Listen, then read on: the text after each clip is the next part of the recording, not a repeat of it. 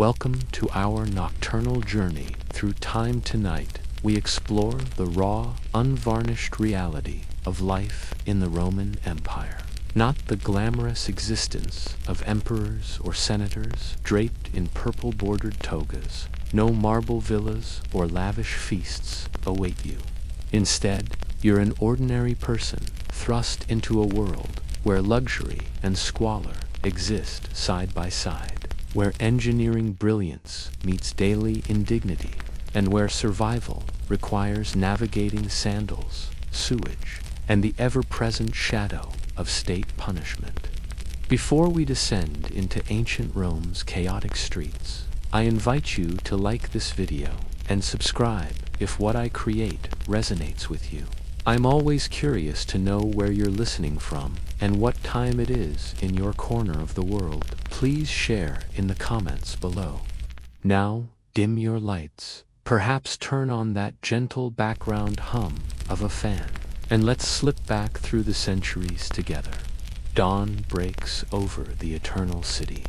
You awaken to a cacophony, roosters crowing, an infant wailing somewhere down the corridor, and the persistent drone of early morning vendors. Congratulations, you've just experienced your first morning in a Roman insula, the ancient equivalent of an apartment building.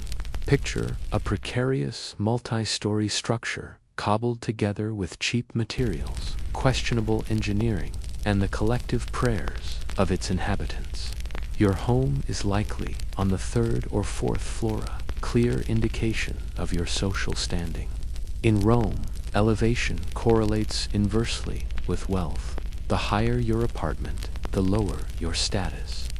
Your ceiling might collapse if the tenant above spills olive oil or shifts furniture too vigorously. Your quarters are cramped, barely larger than a modern closet, with stone walls that collect condensation in summer heat and radiate bitter cold in winter. There's no proper window, just a small opening that admits light, air, smoke, and the occasional curious pigeon. Your sleeping arrangements are equally humble. The mattress beneath you stuffed with straw that harbors various insect emits the unmistakable aroma of damp wool and resignation. Furniture is a luxury you can't afford. Decorations, unthinkable extravagance. Cooking indoors is strictly forbidden. Spark could transform the entire insula into a towering inferno, and fire regulations won't exist for another 2 millennia. Your worldly possessions amount to a simple clay cup, a worn tunic, and perhaps a wooden comb if fortune has smiled upon you.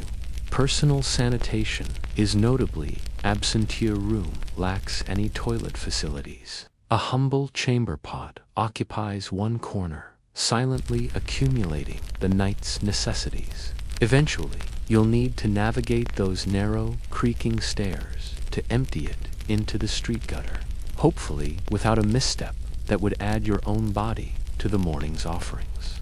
Privacy is merely theoretical. The walls separating you from neighbors might as well be parchment too. Hear every prayer, every cough, every marital dispute, and every intimate reconciliation.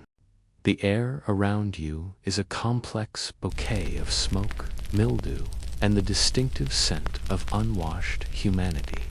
Someone downstairs has already begun baking bread, though you've received no invitation to partake.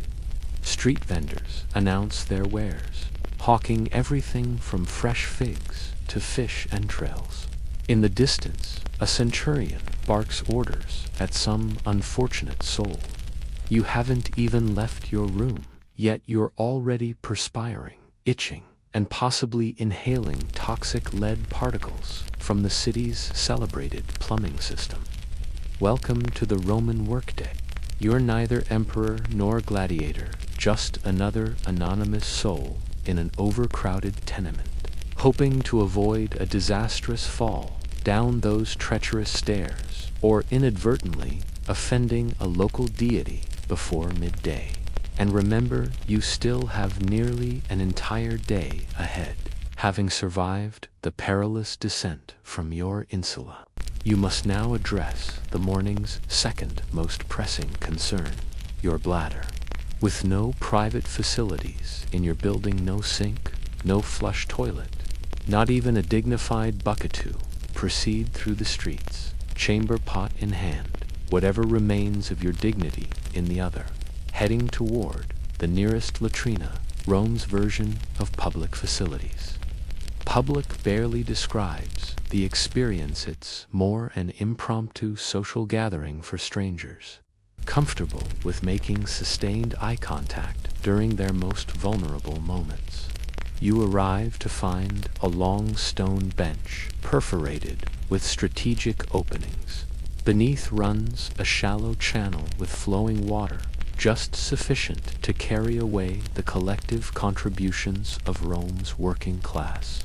You take your place, if courage permits, hoping your neighbor isn't feeling conversational. Privacy, non-existent. Doors, absolutely not. The latrina functions as an alternative forum where businessmen discuss grain prices mid-squat and retired legionaries detail their joint ailments. Meanwhile, you're desperately avoiding eye contact with the man across from you, casually consuming olives while maintaining unsettling eye contact. Then comes the truly distinctive feature of Roman sanitation, the tersorium. This communal sponge, attached to a wooden stick, soaks in a bucket of vinegar or salt water between uses. Theoretically, you rinse it before application. In practice, well, that sponge has witnessed things beyond description. You use it hesitantly, trusting in vinegar's purifying properties. If particularly fortunate, perhaps you brought your own cloth. If wealthy, maybe some soft moss. Most likely, however, you've just shared this intimate tool with countless strangers, and now carry the quiet burden of communal hygiene. Should you consider avoiding this ritual by utilizing a convenient alley, reconsider. Public urination laws exist, penalties are substantial, and Roman law enforcement isn't known for gentle reminders. Upon completion, you might think to wash your hands, but no, soap is unavailable, running water non-existent. You merely rinse in a communal basin that has hosted more fingers than a lifetime of formal introductions. You depart the latrina physically unburdened but spiritually diminished. Yet this is simply life in Rome. Now comes breakfast, if such a modest repast deserves the name. Having navigated your morning ablutions without falling into a gutter or facing arrest, quite an achievement, it's time for breakfast, traditionally considered the day's most important meal. Unless you're Roman, in which case it's merely a perfunctory prelude to hours of labor and discomfort. Welcome to the Yentaculum. Occasionally, cheese appears, sometimes olives, but predominantly disappointment. Forget coffee, Romans have never heard of it. Eggs and bacon, pancakes, oat milk, lattes, centuries away from invention. Breakfast isn't meant to satisfy. It's designed merely to prevent immediate starvation. Your bread is likely panis rusticus, of course, chewy mass of grain and grit baked yesterday or earlier. Its density qualifies it as a potential weapon, its texture resembling weathered stones. The wine comes diluted because even Romans recognized that intoxication before sunrise represented poor judgment, less you were a senator. Naturally, without kitchen facilities in your apartment, you consume this meal standing in the street or crouching beside a public fountain, surrounded by equally unenthusiastic citizens gnawing bread with the determination of starving termites. If you possess a drop of oil or a smear of garam, congratulations, you've added aromatic complexity to your otherwise bleak repast. Perhaps the wealthy enjoy fruit or honey with their morning meal, but that's not you. You occupy that precarious middle ground, just affluent enough to avoid enslavement, just poor enough to envy your neighbor's chipped jug of goat milk. Occasionally, vendors pass, offering hot chickpea fritters or honeyed pastries, momentarily inspiring hope. Then you remember your coin purse contains more air than currency. So you return to your bread, pretending it's something more appealing.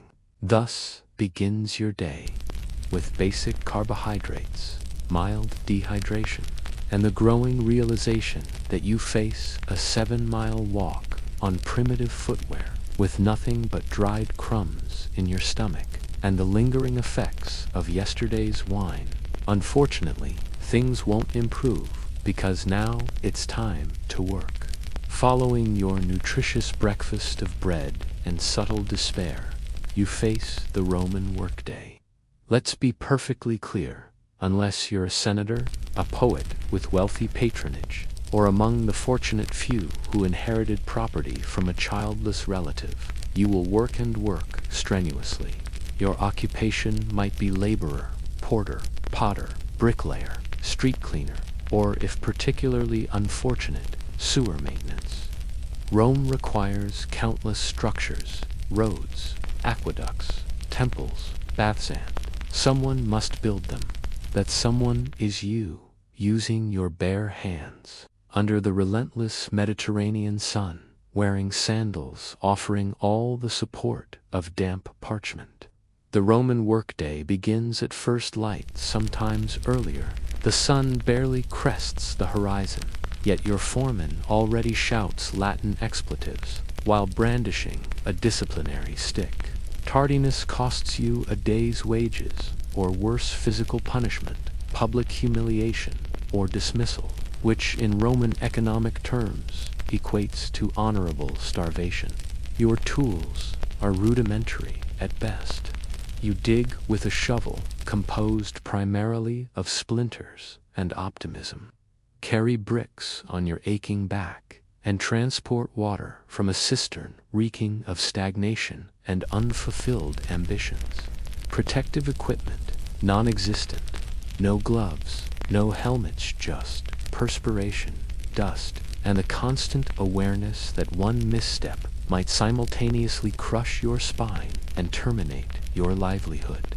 If you're a craftsman, challenges multiply. You compete with hundreds, offering identical clay vessels, sandals, or inexpensive garments. Price undercutting is rampant, and craftsmanship becomes irrelevant when a wealthy citizen simply dislikes your appearance. Even supposedly prestigious occupations, messenger, accountant, educator, lack glamour.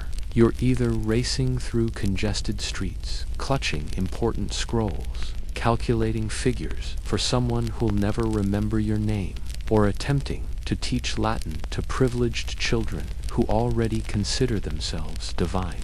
Women labor, two-spinning, weaving, selling produce, managing market stalls while simultaneously raising children, maintaining households, and navigating the perilous waters of childbirth. Multitasking before the concept existed.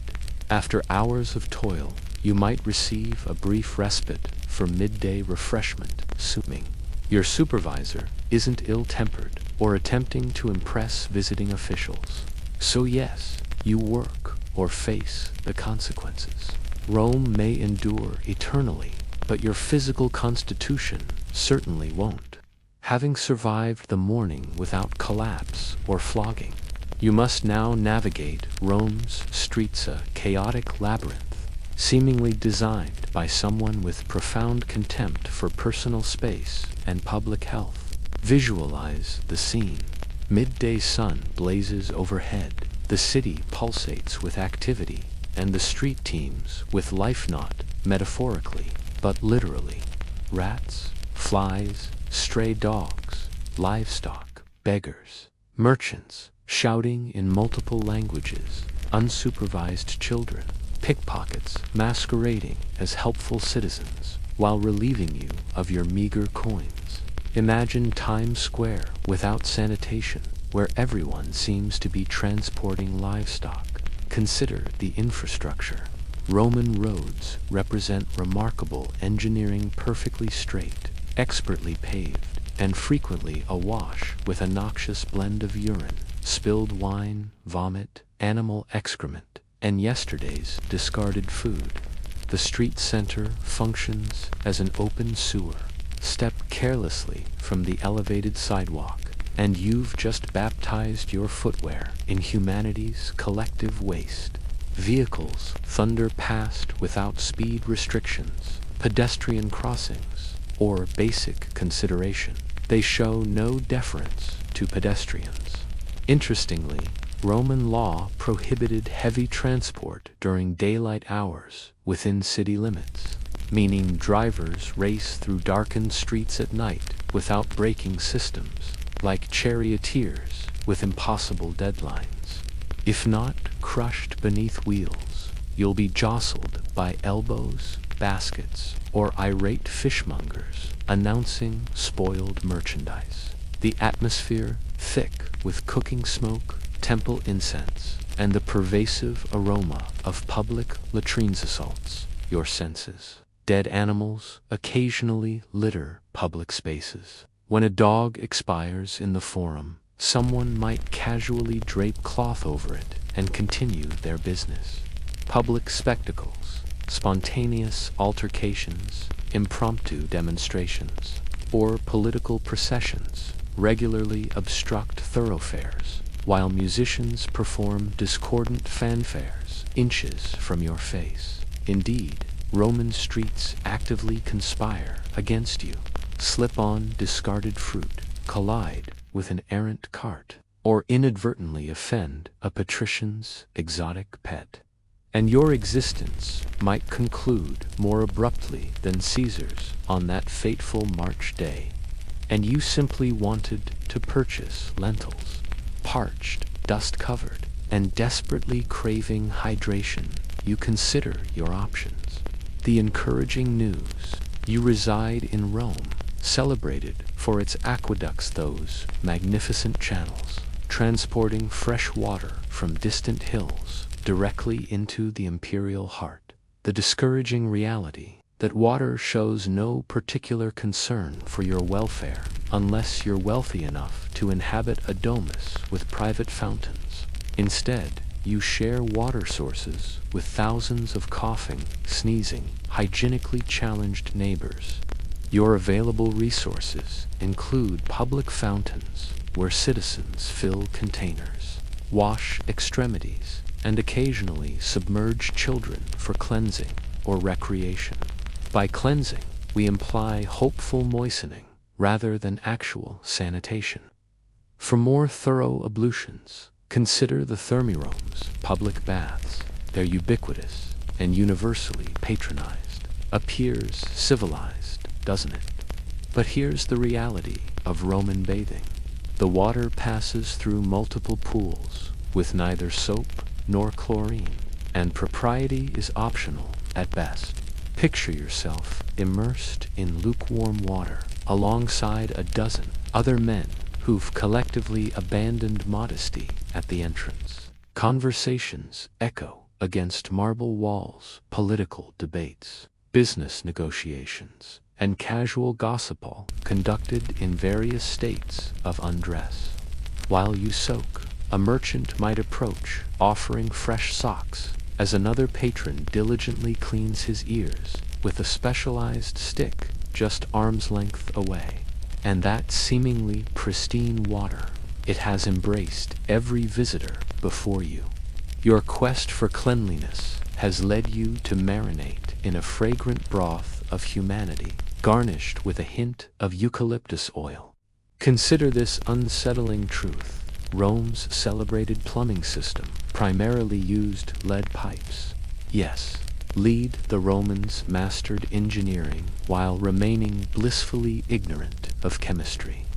That innovative indoor plumbing gradually delivered a constellation of ailments: anemia that paled the skin, gout that twisted the joints, fertility that withered, and for the truly unfortunate, a descent into madness. Seeking a safer beverage, turn to wine.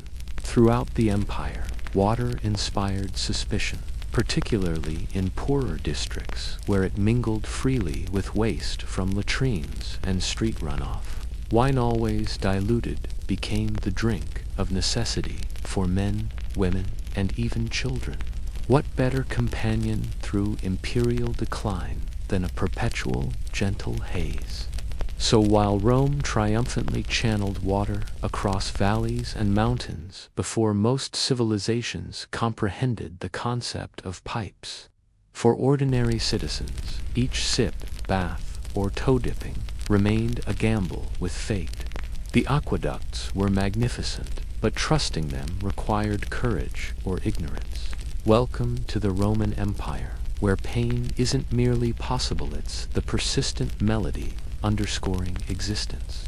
Stub your toe, forget ice or analgesics, you grimace and continue until it either heals improperly or succumbs to infection. Break a bone, wrap it in whatever cloth is available, and pray inflammation doesn't claim your life. Extract a splinter improperly. You've potentially opened the door to sepsis and your premature demise. Roman society harbored no reverence for comfort. Ergonomic tools remained uninvented. Cushioned seating was a rarity, and taking it easy existed neither as concept nor practice. Laborers hoisted bricks, despite hernias, fortified only by silent prayers. Legionaries marched 20 miles daily, with bloodied feet and venomous bites festering on their limbs. Women in childbirth entered a realm of agony, where midwives offered little beyond ritualistic chants and experience-honed hands. Every portion of your anatomy teeters perpetually on the precipice of becoming either an open wound or a cautionary tale. Unless you dwell near a temple with particularly dedicated priests, your medicinal options include homemade salves, herbal fumigations, or simply ignoring your affliction until either recovery or death resolves the matter. Anesthesia remained undiscovered. Surgeries proceeded while patients bit down on wooden blocks to muffle their screams. Dislocated shoulder. A man called Marcus, whose qualifications consist entirely of watching someone else fail at the procedure, will wrench it back. Dental treatment. Imagine a blacksmith's approach applied directly to your mouth. That's precisely the experience awaiting you. For slaves and the impoverished, compassion was non-existent. Bleeding profusely beside a road, the best response you might receive is a curt "don't stain the mosaic." Even aristocratic Romans embraced suffering as virtue incarnate. Stoicism, the philosophy permeating society, elevated silent endurance to nobility. Weeping over a fractured limb marked you not as injured but as fundamentally weak. True Romans suffered in silence, later transmuting pain into poetic verse. Pain thus remains an inescapable companion, arriving without warning, persisting without remedy, and departing without sympathy. With that cheerful foundation established, let's examine what happens when you actually consult a Roman physician. So you've sustained an injury, perhaps. Yesterday's labor produced an infected blister. Or perhaps your attempt at grooming with a bronze blade transformed your chin into something resembling a gladiatorial training ground.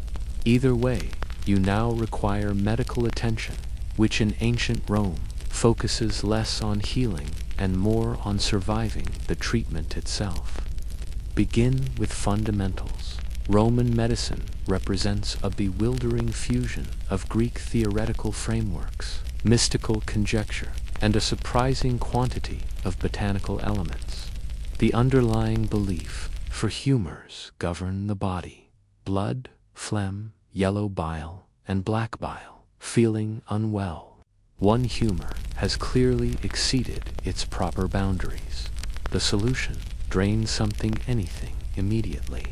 Your physician, who might simultaneously serve as your barber, promptly reaches for leeches or a sharpened blade, as bloodletting constitutes the default remedy for everything from migraines to moral deficiencies. Coughing, open a vein.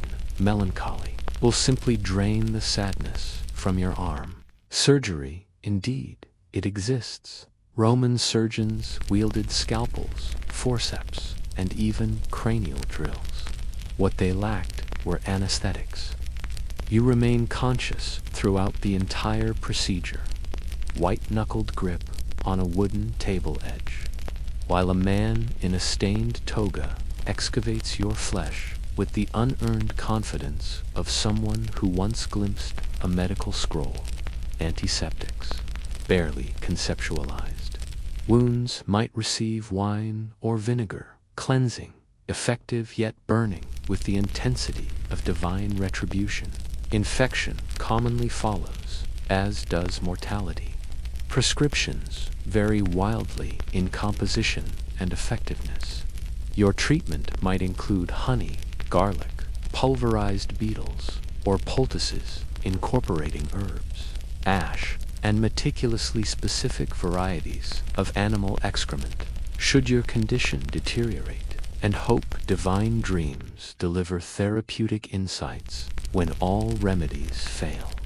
Your physician shrugs resignedly, your family illuminates votive candles, and neighbors whisper speculations about what ominous portent your death might represent. Romans weren't indifferent to health. They simply hadn't distinguished between treatments that healed and those that hastened mortality. So, the next time you sneeze, appreciate modern antibiotics and your existence in an era where healing rarely commences with deliberate bloodletting. After enduring a day of perspiration, blood loss, and cart evasion, hunger gnaws at you. Time for dinner cena, as Romans called it. But dispel any expectations of comfort food. First, consider what's absent from your table. No pizza, no pasta, no tomatoes, no potatoes, no chocolate, no sugar, and absolutely no coffee. None had yet been discovered or imported. This isn't Italian cuisine. This is pre-Italy nutritional survival. You seat yourself before a wooden bowl containing something brown and vaguely heated. It's likely Pole's porridge, crafted from spelt beans or lentils. It tastes reminiscent of moistened gravel with perhaps a hint of herb if fortune favors you. If not, it's merely wet gravel without herbal enhancement. Protein appears rarely unless personally hunted, trapped, or fished. Meat commands high prices, and even when obtained, freshness remains questionable. Roman culinary practices lacked refrigeration, so preservation required intensive salting, smoking, or marination in garam-fermented fish sauce, emanating an odor of marine decomposition that assaults your very essence. During festive occasions, boiled vegetables, hardened cheese, or occasional figs might appear. Wealthy Romans dined on exotic fare like roasted flamingo, stuffed dormice, or jellyfish in vinegar delicacies that primarily proclaimed, "Behold my wealth," and utter disregard for gustatory pleasure. Your wine arrives, perpetually diluted. Consuming it, undiluted, marked one as barbaric. However, the water used for dilution likely remains suspect, leaving you essentially choosing your preferred path toward illness. Dessert, perhaps dried fruit, perhaps nuts, or perhaps fasting, because today honors a deity who disapproves of gluttony. Regardless, tiramisu remains millennia away. Napkins don't exist. You wipe your hands on cloth shared among 10 fellow diners, or simply use your tunic while pretending it remains clean. By meal's conclusion, your stomach feels full, yet uneasy, and your breath carries notes of garlic, wine, and subtle desperation. Nevertheless, you've been fed. Now you must navigate Roman nightlife, which hardly constitutes a relaxing promenade. After a day immersed in grime, labor, and fish sauce, you might hope for leisure, something to distract from your crumbling apartment and the open sewer outside. Good news, you're in Rome, where entertainment abounds. Bad news, most of it horrifies the modern sensibility. Begin with the main attraction, the Colosseum, Rome's engineering masterpiece, and the venue where your soul quietly withers. Here, crowds gather to witness men inflict fatal wounds for sport, wild beasts devour criminals, and occasionally, when imperial whimsy dictates, full naval battles reenacted with actual water and authentic drowning. Admission costs nothing, seemingly generous until you realize it's free, because the state requires distraction, while the Senate elevates taxation and quietly annexes Armenia. You sit compressed between perspiring strangers, cheering as a gladiator loses a limb. Blood spatters, sand absorbs it, and public executions occur with theatrical embellishment. You applaud, uncertain why. Prefer gentler entertainment. Visit the amphitheater for Roman drama, perhaps a tragedy in barely comprehensible Latin, or farce, where punchlines involve someone profaning Jupiter with preserved meat. Subtlety never ranked among Rome's virtues. For sporting enthusiasm, the Circus Maximus awaits. Chariot races offer speed, excitement, and routine fatalities. Safety features are non-existent, no barriers, no helmets, only abundant shouting. Crashes prove inevitable and spectacular, delighting crowds who attend for both violence and wagering. Support the wrong racing faction, and your journey home becomes a combat exercise.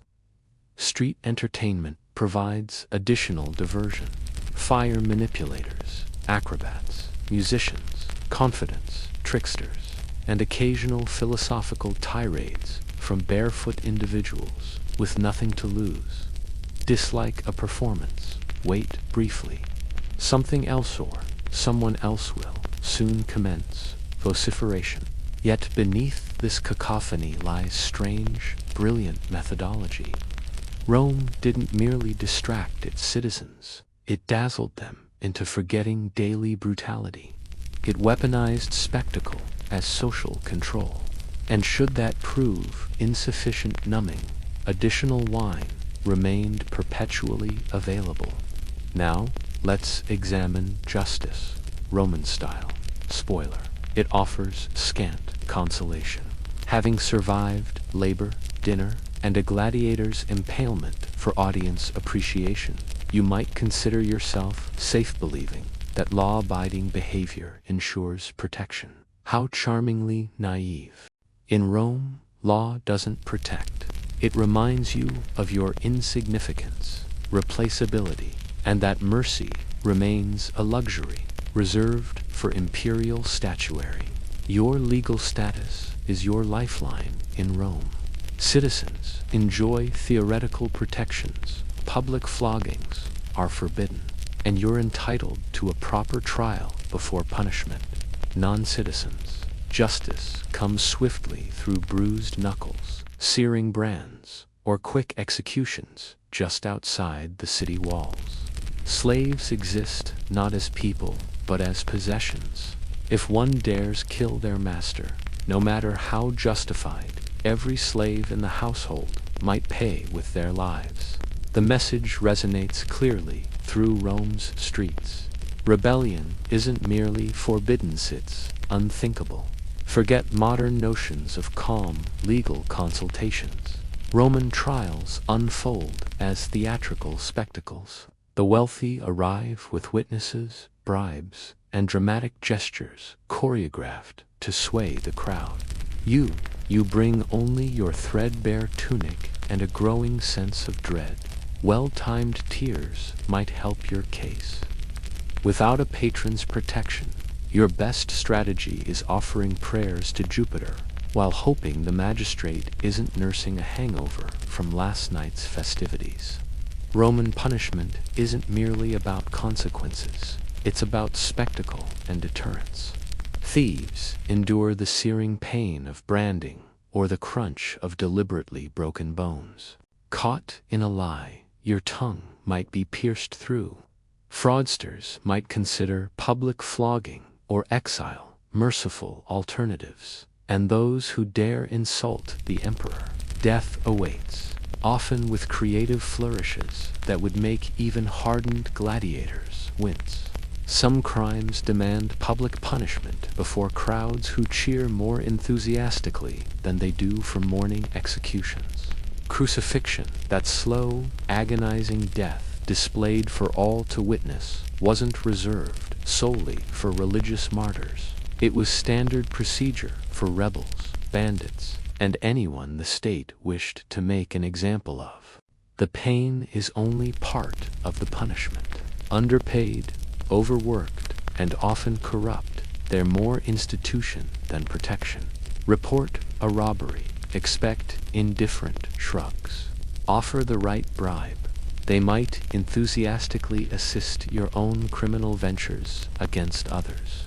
Yes, Rome has laws meticulously carved in stone and pompously recited in forums, but, make no mistake, they serve power, not justice. Now, let's venture into the realm of gods, because, in Rome, you answer not only to mortal authorities, but walk daily upon Jupiter's domain. Having navigated Rome's treacherous streets and labyrinthian legal system, you might yearn for spiritual solace, a moment of quiet reflection or personal devotion. Abandon that hope immediately. Religion in the Roman Empire isn't a private affair. It's an inescapable institution, an ever-present fog of incense and obligation that permeates your every waking moment. The gods choose you, not the reverse. And by the gods, there are many a divine bureaucracy, so vast it would make even the imperial administration blush. There's a deity for everything. Cardia oversees your door hinges, Clocina claims dominion over sewers, Terminus guards property boundaries, and Robagus, he's the god of mildew. You can't walk 5 paces without crossing some sacred threshold.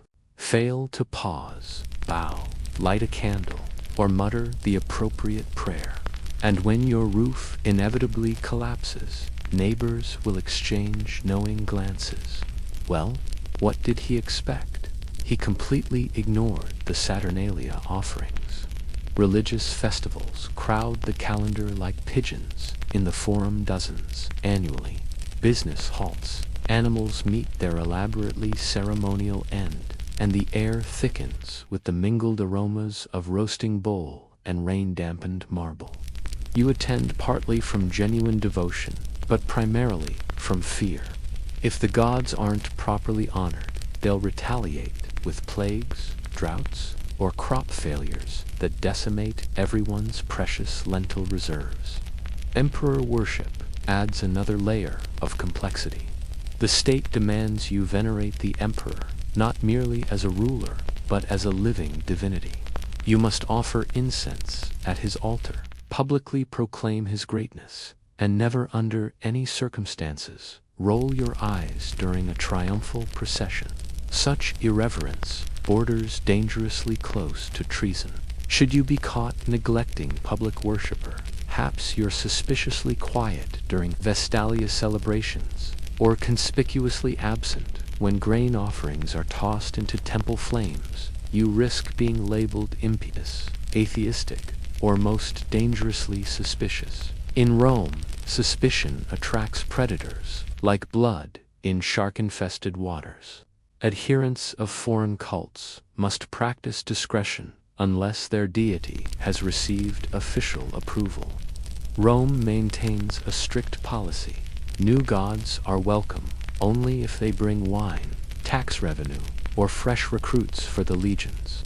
Roman religion doesn't concern itself with your personal beliefs. It demands precise ritual observance. Your inner convictions matter less than performing ceremonies correctly, punctually, and visibly. And while sacrificing that bleeding goat, you'd better display appropriate reverence or, at least, a convincing facsimile. Having navigated divine obligations, let's ascend the treacherously slippery ladder of Roman social ambition. You've performed your religious duties, dodged legal entanglements, and somehow emerged from public baths without contracting some exotic malady. But now faces the most exhausting aspect of Roman existence. Navigating the social hierarchy, a ruthlessly calibrated mechanism where every syllable, gesture, and even the positioning of your sandal straps could elevate or destroy you. Imagine Rome's social hierarchy not as a gentle staircase, but as a treacherous ladder, slick with olive oil and bordered by gleaming daggers.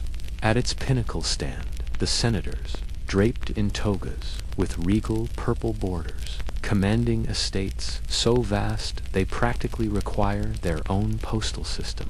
Just below perch the equestrians, merchants, and businessmen, whose wealth fills their coffers but lacks senatorial prestige.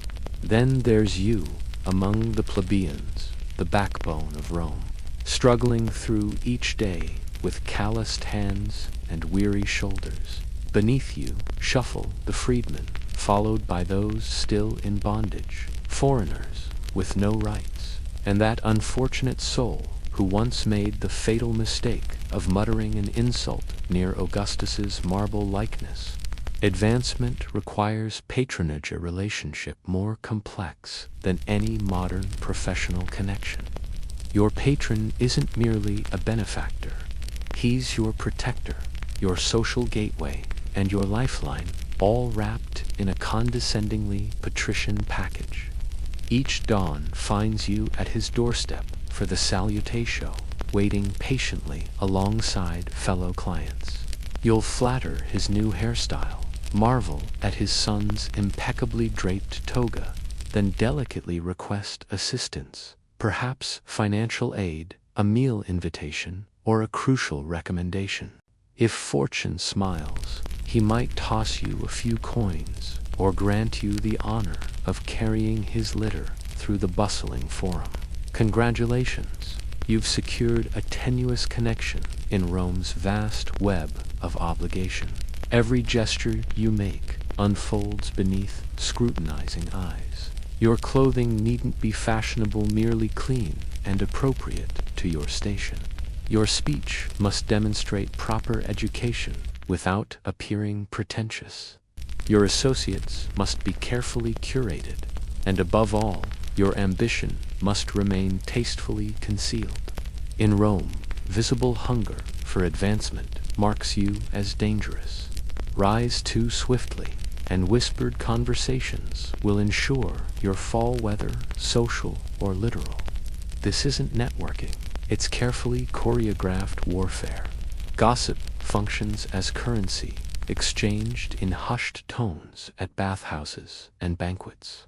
One careless remark during a dinner party might obliterate years of careful social climbing, while an advantageous marriage could elevate your entire bloodline for generations. But approach such unions pragmatically. Romance belongs to poets and fools. True Romans marry for alliances, property, and strategic advantage. Even should you ascend to heights undreamed, vigilance remains essential. A single failed harvest, one neglected religious observance, or the whispered machinations of an envious rival can unravel everything you've built. The blade that ends your aspirations will likely strike before you even sense its approach. As Phoebus Apollo's chariot descends beyond the Tiber, you might imagine respite awaits. Surely darkness brings quiet contemplation, not an eternal Rome. As shadows lengthen across the 7 hills, you momentarily indulge the fantasy of rest only, to discover that nightfall merely transforms the city's character from chaotically vibrant to menacingly lethal. Consider illumination, or rather, its conspicuous absence. You navigate by Luna's fickle glow, spatial memory, and desperate hope. Should you stumble in the darkness, expect no compassionate hand, only the possibility that you'll rise with your sandals mysteriously absent. The Vigil's Rome's approximation of night watchmen theoretically patrol these labyrinthine streets, preventing conflagrations and maintaining order. Reality proves less reassuring. These men, chronically undervalued and overwhelmed, often prioritize self-preservation over heroics. While some demonstrate genuine bravery, most prove susceptible to strategic bribes, and all are hopelessly outnumbered. The criminal element understands this calculus perfectly. Thieves, cut purses, and occasionally bored gladiators prowl the shadows, seeking vulnerable targets, traveling alone after sunset. Congratulations, you volunteered as that target. Your social status offers minimal protection unless accompanied by armed guards, exceptional speed, or divine intervention. Fire represents night's most terrifying specter. Those insula multi-story tenements where most Romans dwell combine wooden construction with architectural ambition in potentially catastrophic ways. While cooking after nightfall is technically forbidden, hunger routinely triumphs over legal prohibitions. A single overturned oil lamp can transform an entire neighborhood into a roaring inferno within hours. The Great Fire during Nero's reign wasn't spontaneous, but once ignited, it devoured the city with godlike fury. You might believe you're dwelling secure until that moment when acrid smoke invades your dreams at midnight, and you realize no organized response awaits. You'll seize your single tunic, your chamber pot, perhaps some vestige of dignity, and flee down crumbling stairs as your possessions vanish in hungry flames. Should you escape both fire and thieves, persistent noise ensures sleeplessness, drunken revelry echoes through narrow streets. Mysterious religious processions march with thunderous drums, and domestic disputes among the elite broadcast to entire neighborhoods. In ancient Rome, sleep represents luxury. Silence exists only in imagination. Dawn approaches, promising another day of survival. Should you endure this night, as Nox relinquishes her hold, you might anticipate tranquility, a gentle breeze, perhaps a quiet meal, maybe even blessed sleep. Discard such naive hopes. Rome never truly rests. It merely transforms into something more predatory after sunset. The eternal city doesn't sleep, hunts. Fire remains your constant companion.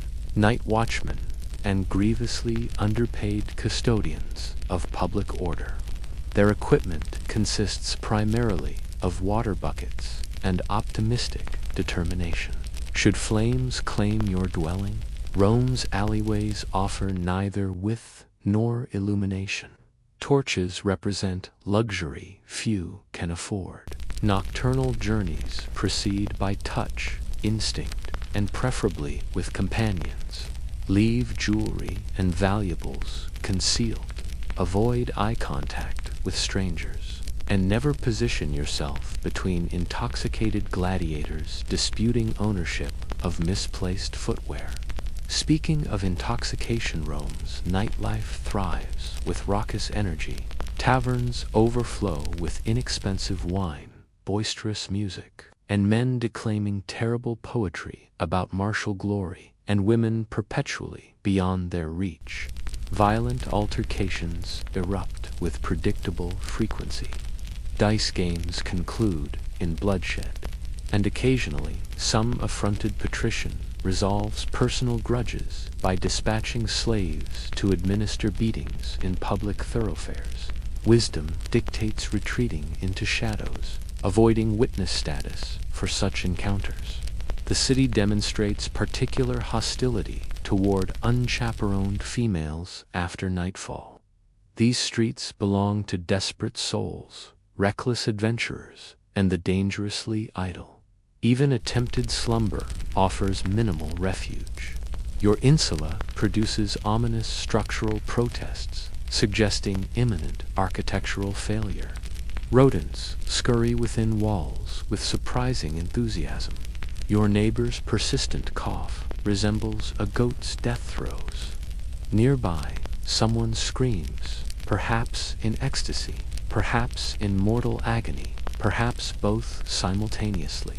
You press your face against a perspiration-dampened pillow, offering desperate prayers to Mercury for silence that never arrives. In eternal Rome, even darkness resonates with sound, because within this empire, nothing truly rests. And when dawn finally breaks, you'll begin this precarious dance anew.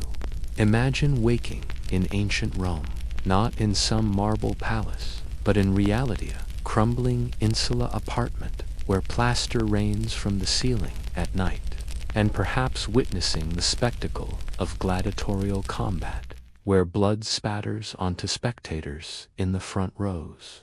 You've consumed water from lead pipes, endured medical treatment involving leeches, participated in religious ceremonies to deities whose names you struggle to pronounce, and retreated to your dwelling only to find the roof ablaze, common occurrence in a city built of wood and lit by open flame.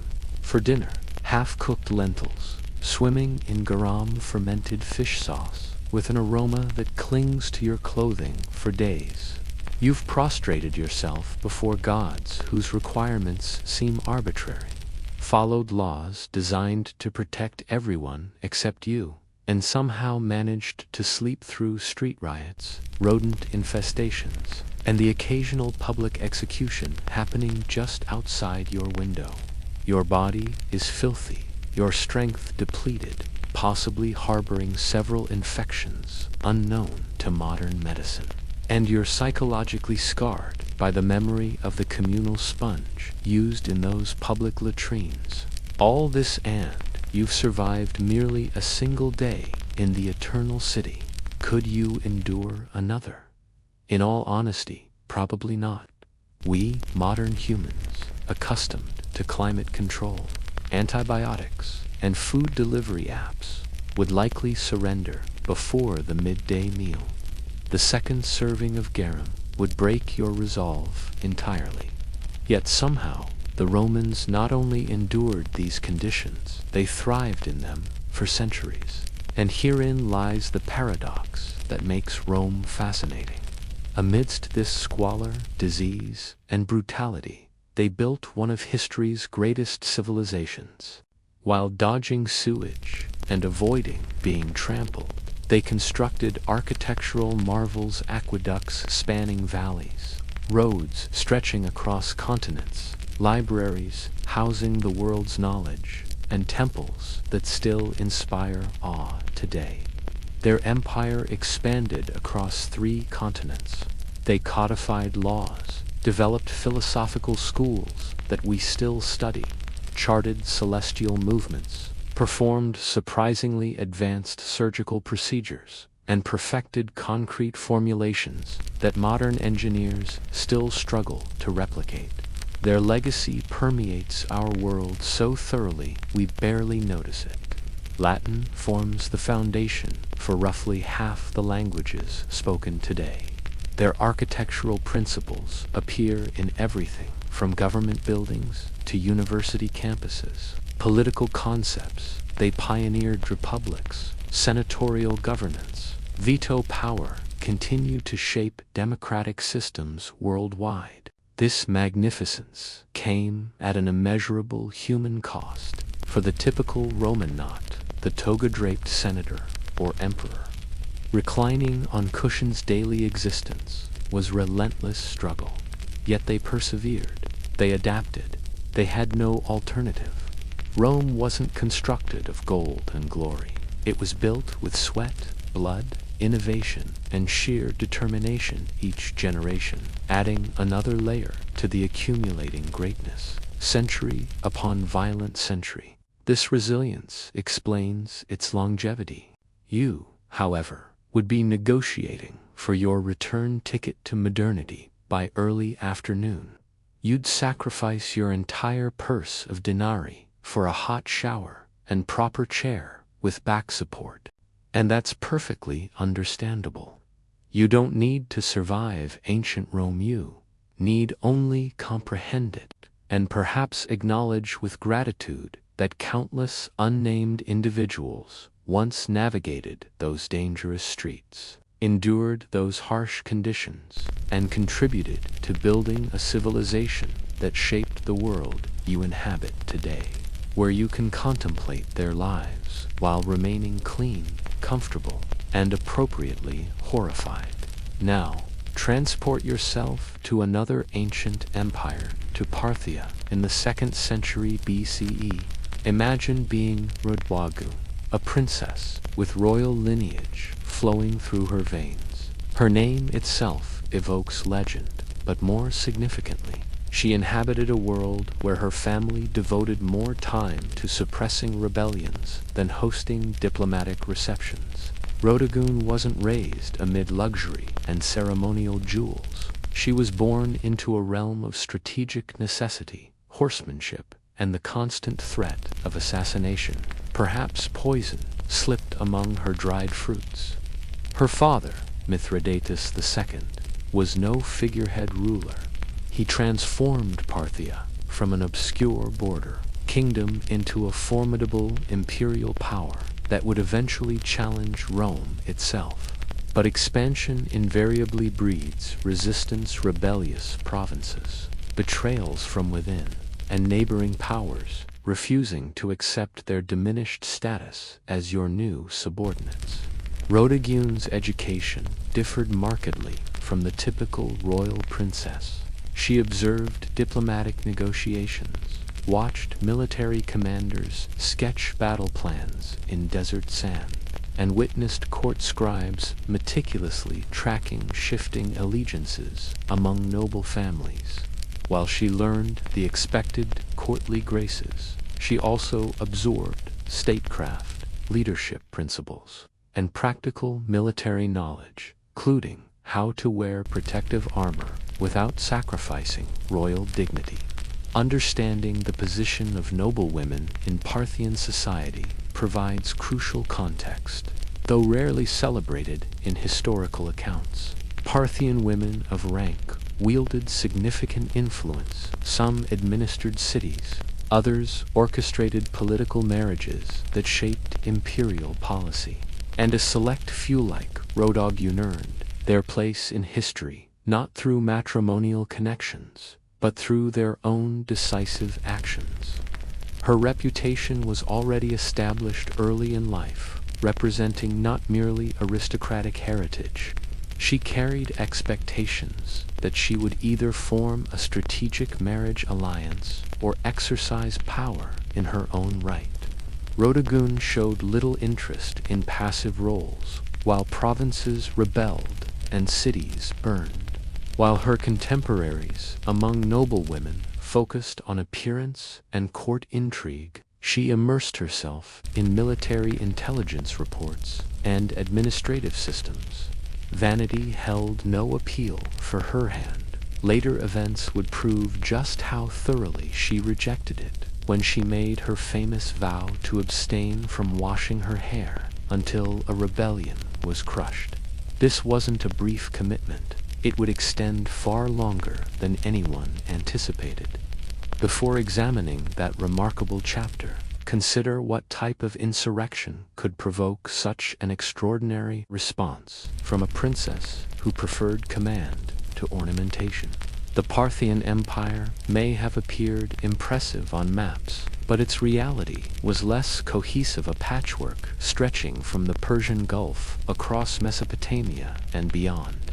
This vast territory was held together through political marriages, sworn oaths, and the implicit threat of imperial retribution against disloyalty. When rebellion erupted in the Western territories, likely in Media or Babylonia, represented a predictable challenge to central authority. What distinguished this uprising was its audacity. These weren't merely discontented peasants or tax resistors. These were influential regional aristocrats and civic leaders who resented imperial control, perhaps emboldened by perceived weakness in the royal lineage or the absence of a male heir apparent. Their defiance manifested not in mere complaints, but in seizing fortresses, silencing imperial messengers, and effectively declaring independence from Parthian sovereignty. Conventional response would have dictated dispatching a seasoned general or ambitious royal relative to suppress the rebellion. But circumstances proved exceptional, whether due to strategic timing, logistical considerations, or simple royal determination remains debated among historians. Rodogun personally assumed command. This wasn't nominal leadership from a distance.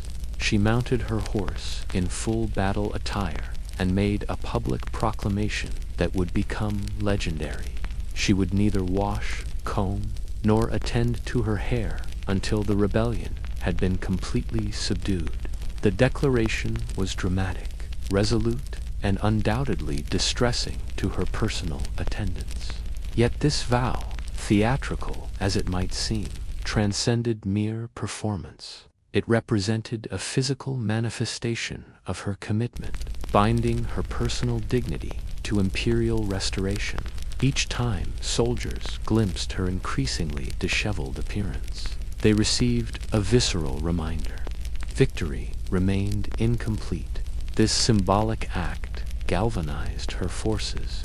They recognized in her not merely royal authority, but embodied Sacaday commander, willing to surrender her appearance to the cause. She personified Parthian determination, drawing strength not from ceremonial trappings, but from endurance, hardship, and unwavering purpose. The rebels likely experienced conflicting reactions, amusement, perhaps, followed swiftly by apprehension. They had anticipated confronting a conventional military commander or diplomatic emissary. Instead, they faced an implacable royal woman advancing toward their fortifications with steely determination and unkempt appearance. Most disconcerting of all, she displayed unmistakable strategic competence. When Rodogun departed the capital, she dispensed with ceremonial processions and symbolic gestures. Her entourage consisted of battle-hardened cavalry, provisions for extended campaign, and the gravitas of an empire determined to crush dissent. Her appearance transformed accordingly. Court refinements vanished. Her increasingly untended hair became a visual representation of unyielding resolve. In a culture where appearance signified status, she weaponized her deteriorating presentation to demonstrate commitment beyond conventional boundaries. The military campaign proceeded neither quickly nor easily. This wasn't a minor disturbance resolved through intimidation or nominal concessions. The rebellious cities possessed substantial defenses and confidence in their position. They had anticipated hesitation or compromise from imperial authorities, not a determined princess commanding troops with tactical precision. Rodogun's military acumen proved exceptional, perhaps surpassing many male commanders who preceded her. She implemented classic Parthian tactics, mobility, strategic withdrawals followed by counterattacks, and rapid strikes against vulnerable positions. Her forces would materialize near rebel strongholds, withdraw mysteriously, then reappear unexpectedly from different directions. Historical accounts suggest her troops respected her, not merely as a symbolic figurehead, but as a genuine military leader. She didn't observe from safe distances. She positioned herself at the vanguard, experiencing the same hardships as her soldiers. As weeks extended into months, her appearance reflected the campaign's duration. By the third month, contemporary accounts describe her hair forming matted cords filled with dust, perspiration, and whatever elements a battlefield commander encounters. This physical transformation intimidated enemies while inspiring deeper loyalty among her forces. Rebels referred to her as the Witch Queen, not implying supernatural abilities, but expressing disbelief that a noble woman would willingly endure battlefield conditions and deliberately neglect personal appearance.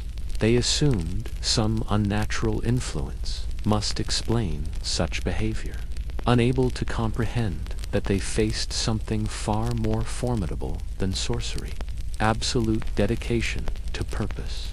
By the time her army besieged the final rebel stronghold, Rhodegun's reputation had outpaced the rebellion itself. In military encampments and village taverns alike, soldiers jested that the enemy feared not Parthian weapons, but the prospect that Rhodegun might maintain her unkempt state indefinitely. There was truth in this humor.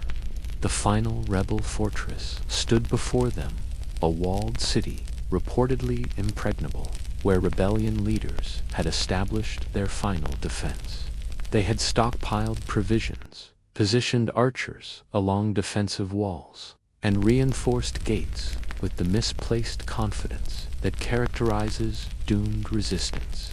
They believed they could outlast Rhodegun's determination. They were catastrophically mistaken. Her legend had already taken root. Throughout the empire and into enemy lands, whispers spread of the woman who won't wash. Her name traveled on the wings of rumor, some claiming her hair had transformed into iron, others insisting she hadn't closed her eyes for weeks on end. The myths multiplied like shadows at dusk, but Rhodegun herself was flesh and blood, formidable in her reality, armed not just with determination, but calculated strategy.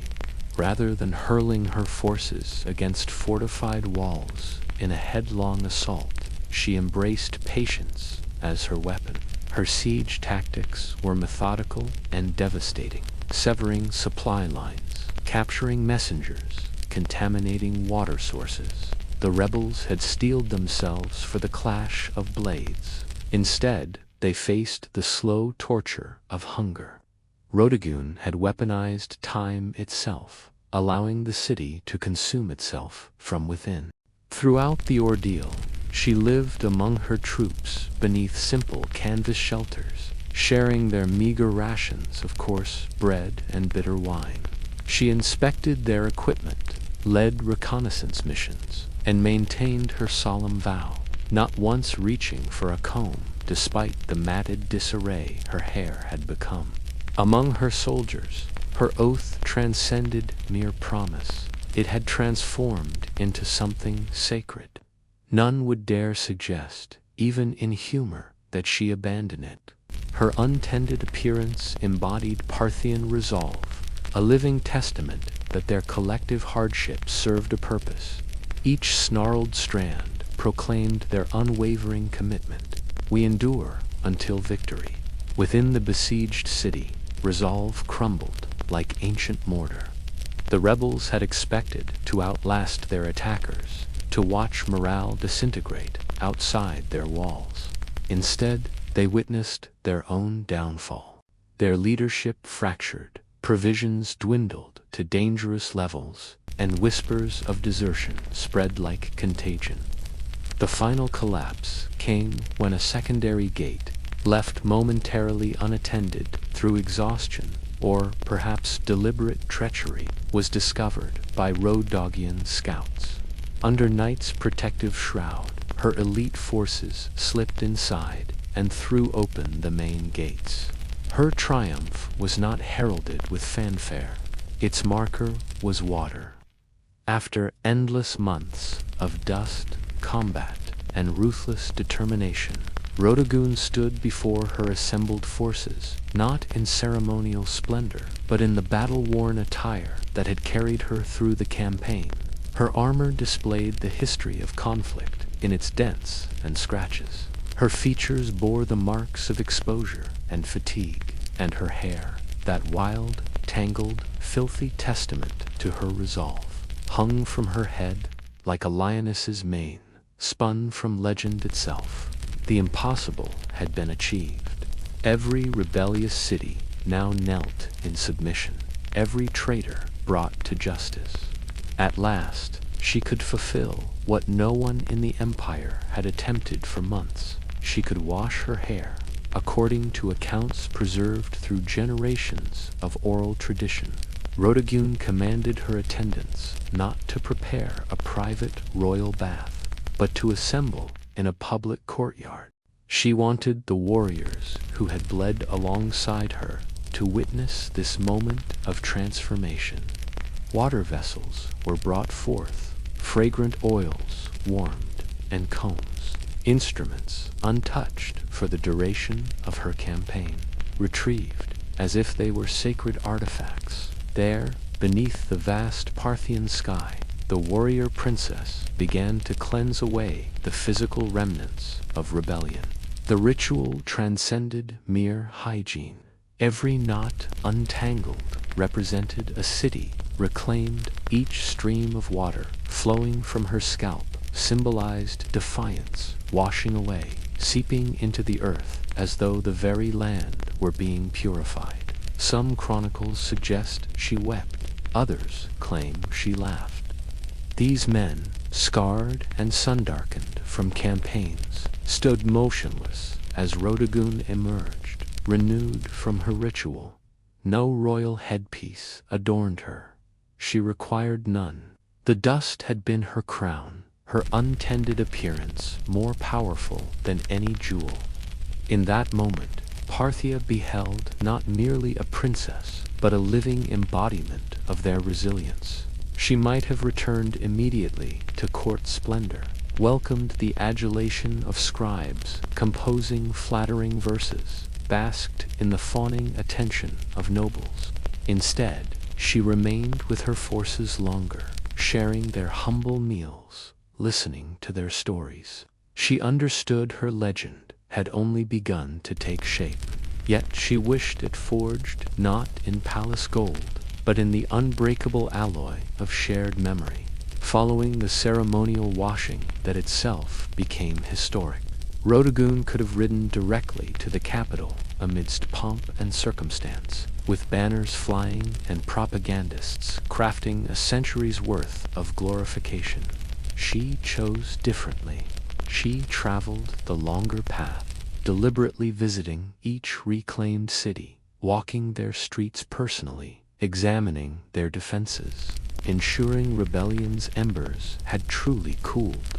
This wasn't ceremonial posturing, but calculated governance. Rhodogun understood victory's greatest danger, how swiftly it dissolves into complacency. Empires crumble not only through defeat, but through forgetting why they fought.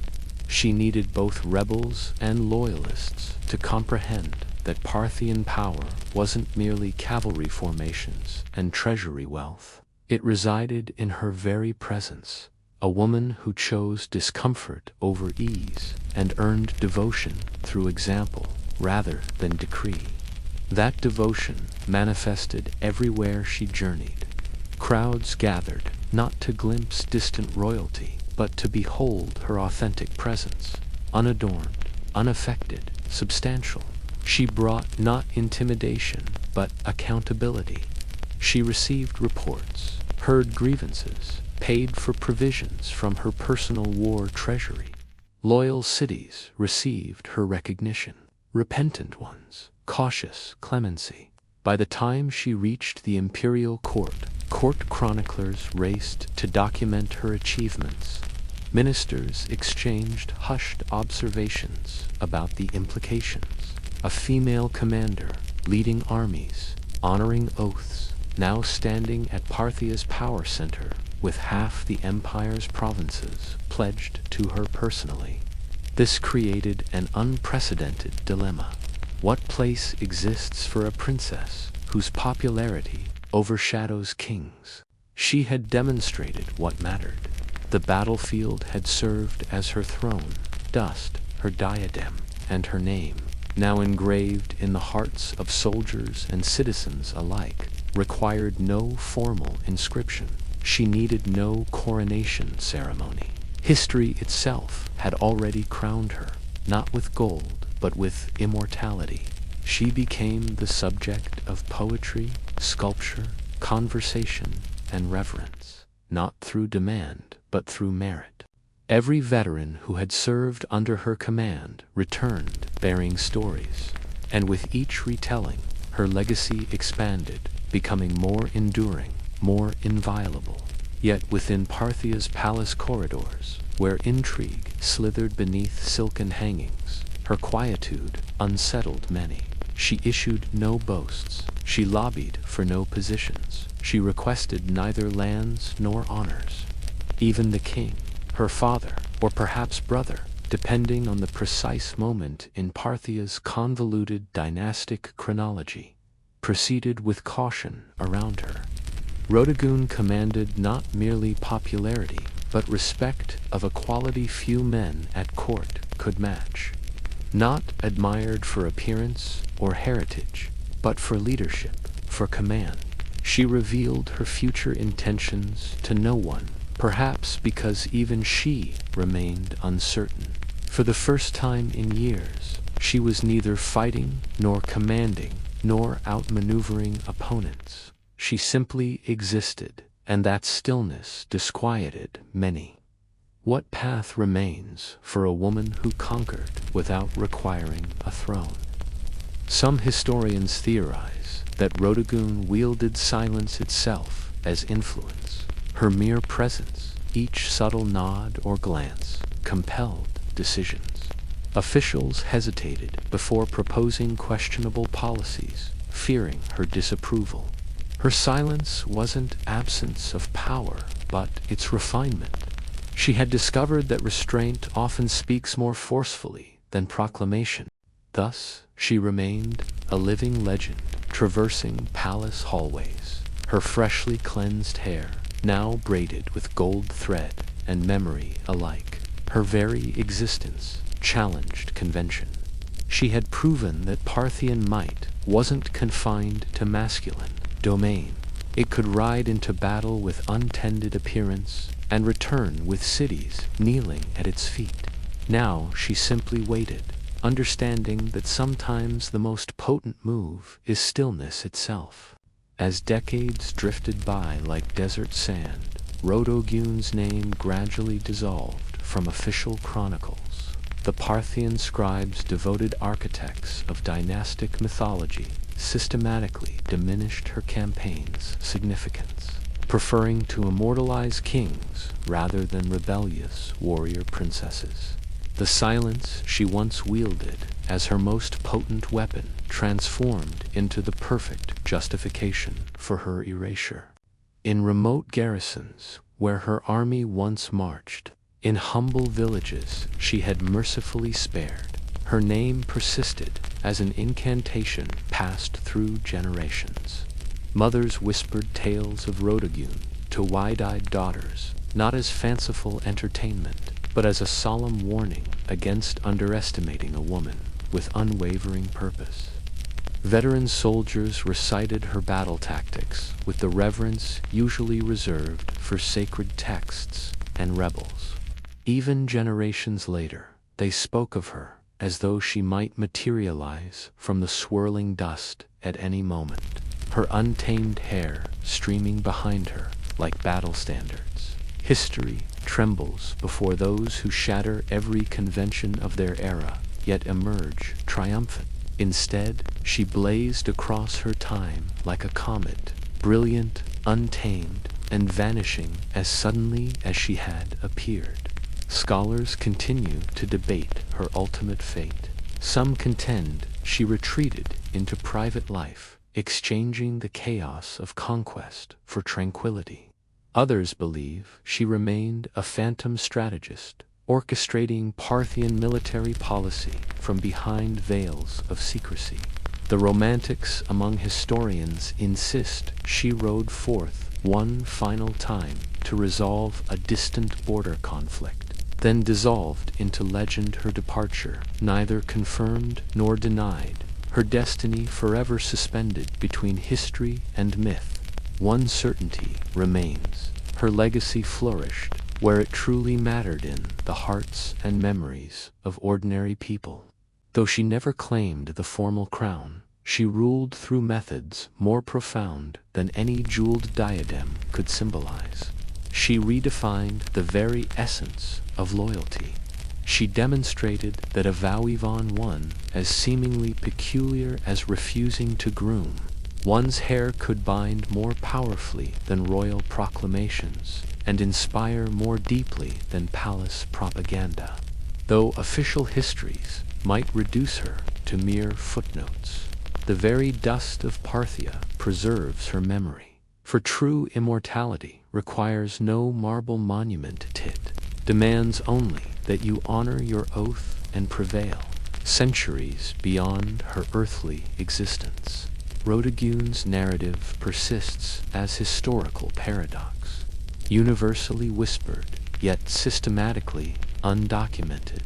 No colossal statue bears witness to her accomplishments. No royal sepulchre proclaims her greatness in stone epitaphs. Yet, in the collective consciousness of those who revere defiance, perseverance, and principled ferocity, she remains eternal, not commemorated as kings are, but remembered as elemental forces that shape the world. Her greatness lay not in annexing foreign territories or signing momentous treaties. What she conquered was far more formidable: expectation itself. In an era when women were relegated to life behind courtly curtains, while men shed blood in their name, Rodegun tore down those veils of separation. She emerged barefoot, helmet in hand, claiming command rather than requesting it. Her most profound legacy was a lesson no imperial decree could ever mandate: that genuine loyalty springs not from terror, but from shared experience. It emerges when people witness their leader enduring hardships alongside them, choosing strict discipline over comfort, and maintaining an oath long after most would have abandoned it as impractical. Yet her story endures precisely because it remained unvarnished and authentic. Her narrative was tangled, soil-stained, and brutally honest, much like her hair on that final victorious day. Within that apparent dishevelment lay profound dignity. Within that strange vow existed a vision of leadership transcending mere titles. When her soldiers gazed upon her, they beheld not simply a princess of royal blood, but someone who valued their collective struggle above personal vanity. This aspect of her legacy proved impossible for history to obliterate. Artists resurrect her image. Writers hunt for traces of her journey. Her vow to remain unwashed until victory, absurd to some modern sensibilities, resonates profoundly with those who have struggled against injustice. Though forgotten by kings and overlooked by court chroniclers, she remained eternal in the memory of the earth itself. For this is where true legends truly dwell, not enshrined in stone monuments, but alive in the very soil of human memory. Before monarchs shuddered at the mention of her name, Tamiris began simply as a daughter of the wind, born to the harsh, boundless steppe. Her homeland boasted no marble palaces or philosophical academies. It was unforgiving, untamed, and infinitely vast. Honor codes and the necessities of warfare. Little remains of Tamiris's early years, but we can reconstruct their likely rhythm. She would have mastered horsemanship before walking steadily, learned archery before complete speech.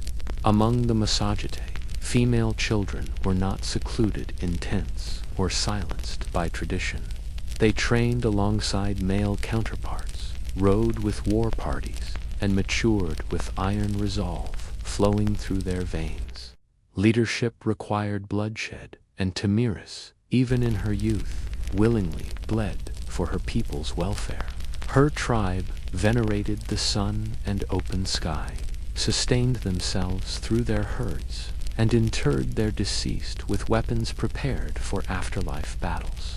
They constructed no cities, erected no golden sanctuaries, but possessed something more valuable in yielding pride. When confronted by enemies, they responded not with supplication, but with devastating arrow volleys. Tamiris likely ascended to leadership following her husband's death, who may have previously governed the tribe. What historical records confirm is that when opportunity presented itself, she didn't passively inherit authority, she claimed it decisively. In an era when most societies viewed women as possessions, Tamiris commanded armies. She engaged in diplomatic negotiations with foreign kings. She insisted on speaking as their equal, and when diplomacy failed, she made them listen through force of arms. She was more than a queen. She was Shahata Steps, Checkmata, warchief clad in bronze and leather, whose destiny lay on a collision course with history's greatest empire. Power, especially wielded by a woman, attracted consequences like lightning to a mountaintop. As Tamiris cemented her rule, whispers grew to murmurs across the southern mountains. A king with hungry eyes was watching Cyrus the Great Tanned. His appetite for conquest remained unsatisfied. The stage was set. Steppe winds carried omens through tall grass, and Tamiris, daughter of generations of warriors, prepared to carve her name into legend's bedrock, while Tamiris commanded the wind-swept steppes. A different power surged from the south, methodical, imperial, inexorable. Cyrus the Great, architect of the Achaemenid Empire, had already swallowed Lydia in the west and brought mighty Babylon to its knees. His royal standards now cast shadows across deserts, mountains, and cities where a traveler might hear 3 different tongues in a single day's journey. Yet ambition gnawed at Cyrus like hunger. Empire builders are never satisfied. They always search the horizon for what remains unclaimed. In Cyrus's calculating eyes, the Massagetei represented both threat and prize, not for their gold or cities, but for their control of the strategic northeastern frontier. This meant access to crucial territories, resources, and trading routes that could expand his empire's reach. More significantly, the Massagetei possessed something no emperor could tolerate: fierce, unbending pride, and pride, Cyrus believed, could be bent until it broke. The Persian king understood that brute force wasn't always the sharpest tool in a conqueror's arsenal. Renowned for his cunning, diplomatic finesse, and strategic sleight of hand, Cyrus attempted a tactic as old as kingdoms themselves, one that dissolved enemies without spilling a drop of blood. He proposed marriage. According to Herodotus's accounts, Persian envoys journeyed across harsh terrain to offer Tamiris an alliance through matrimony. On parchment, it appeared the perfect royal union, the great king of Persia and the formidable queen of the Massagetei. But Tamiris had not survived the merciless step by being naive. She pierced through the proposal's veneer and recognized its true nature, not an offer of partnership or affection, but a bloodless conquest, a way to absorb her people without drawing a single bow. Her refusal echoed through Persepolis's columned halls, an insult that curdled into fury. With diplomatic pretenses shattered, Cyrus turned to his preferred language, war. He commanded his army to cross the Araxes River, the natural boundary separating Persian lands from Massagetè territory. What Tamiris denied him in diplomacy, he would seize through conquest. Even as Persian boots marched northward, Tamiris was preparing. She intimately knew her homeland's terranery, ravine, plateau, and water source. She understood how her people fought on horseback, like wind and thunder fused into flesh. Above all, she recognized Cyrus's true intent. He wasn't merely seeking land, but crushing a woman who dared refuse him. The world's most formidable king had declared war, utterly unaware of the tempest he had roused from the grasslands. Cyrus the Great, veteran of countless campaigns and master of strategy, believed his experience would outmatch her resolve. Having toppled kings, shattered city walls, and subjugated nations, he dismissed the Massagetì as little more than untamed nomads, with swift horses and no permanent fortifications to defend. Fatal miscalculation. He had placed himself in the path of someone equally cunning and infinitely more determined. Tamiris had sent her warning with crystal clarity: cross the Araxes River and face consequences beyond imagination. Yet Cyrus proceeded, constructing a floating bridge to carry his army into Massagetè territory. Rather than confronting this invasion immediately, Tamiris executed a tactical retreat, drawing Cyrus deeper into unfamiliar landscapes where every hill might conceal warriors and each watering hole could become a death trap. The Persians soon discovered an abandoned encampment, generously stocked with provisions and, crucially, wine, a luxury the Massagetè rarely consumed. The scene appeared as if nomads had fled in panic, leaving their bounty behind. It was a meticulously crafted trap, and Cyrus seized the bait, perhaps believing his reputation had scattered the enemy before battle was joined. He stationed part of his forces in the camp under his trusted general Harpagus, while he pursued what he thought were fleeing nomads. Under night's protective shroud, the Massagetè descended upon the camp like wolves. They fell upon wind-dulled Persians with devastating precision. The slaughter was swift and merciless. Among the fallen lay Spargapises, Tamiris's son, and a Massagetè commander. Historical accounts diverge on his final moments. Some claim he was captured alive and, upon realizing his shame, demanded death and took his own life. Others insist he perished in combat's fury. One truth remains undisputed. When news reached Tamiris, something fundamental transformed within her. Grief crystallized into steel-hard rage. Maternal sorrow forged into something terrifying that even hardened warriors spoke of in whispers.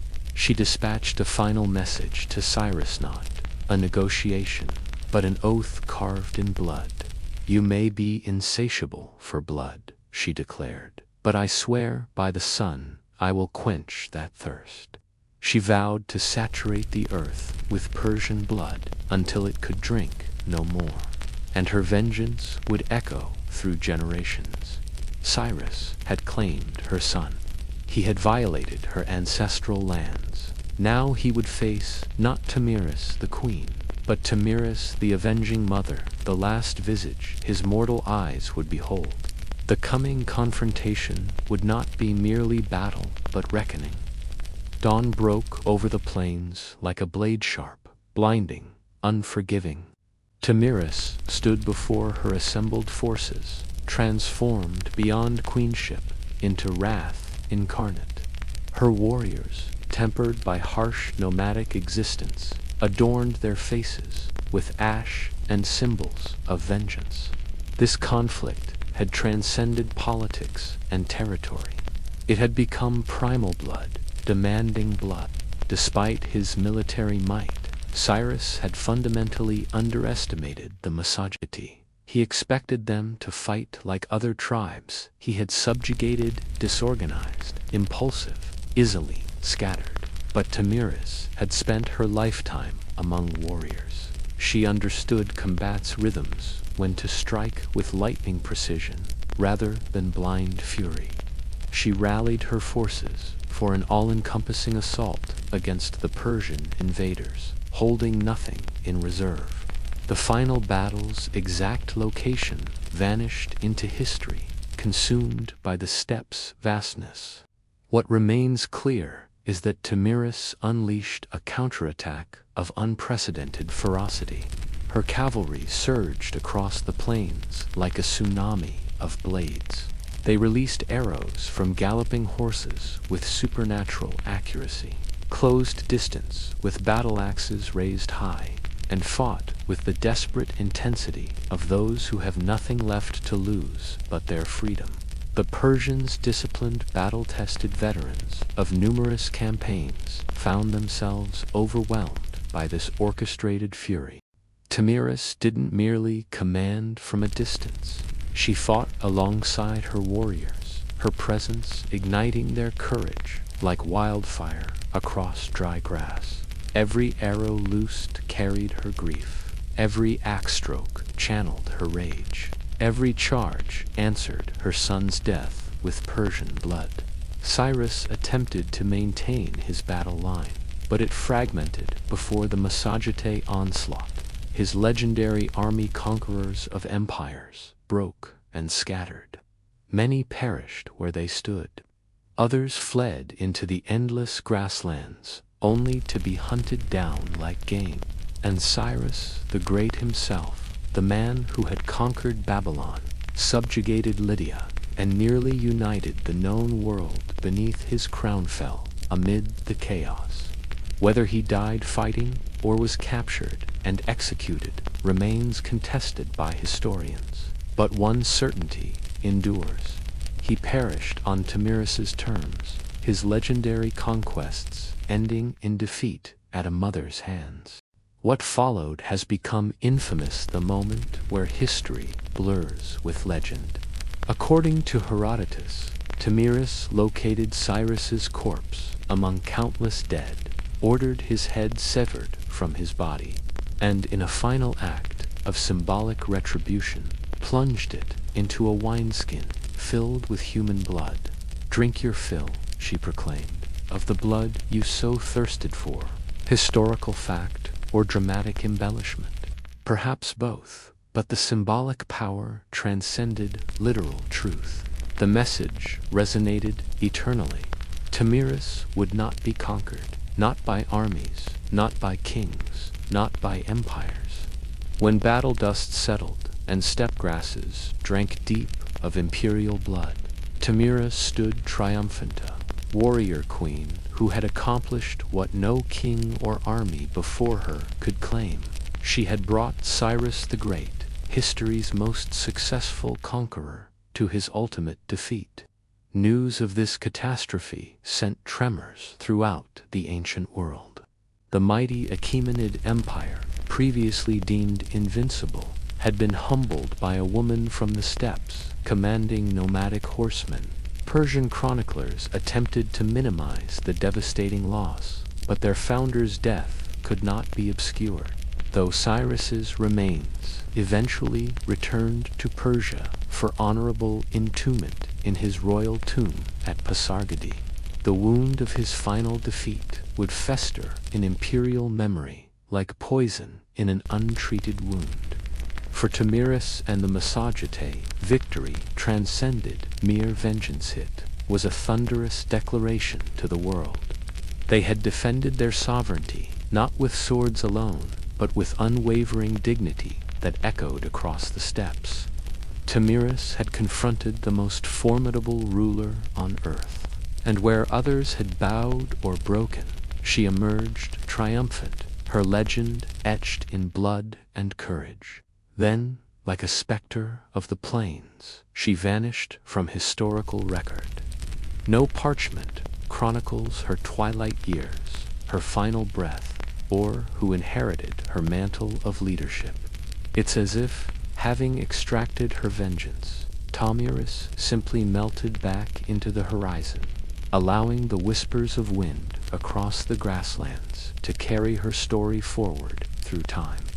In the centuries that unfolded, historians, poets, and storytellers attempted to fill the void she left behind, transforming Tomyris from flesh and blood into something approaching myth. To Persian chronicles, her name became a bitter draught, a reminder of imperial hubris. To Greek minds, she embodied a fascinating contradiction, a barbarian whose nobility outshone many crowned heads. And among the peoples of Central Asia, Tomyris evolved into living folklore, phantom queen, who eternally rides the steppes, fierce and unbending, her sword sharp with memory, her shadow stretched across cultures and eras. Medieval scribes depicted her in gleaming armor, befitting royalty. Renaissance artists immortalized her towering over Cyrus's broken body.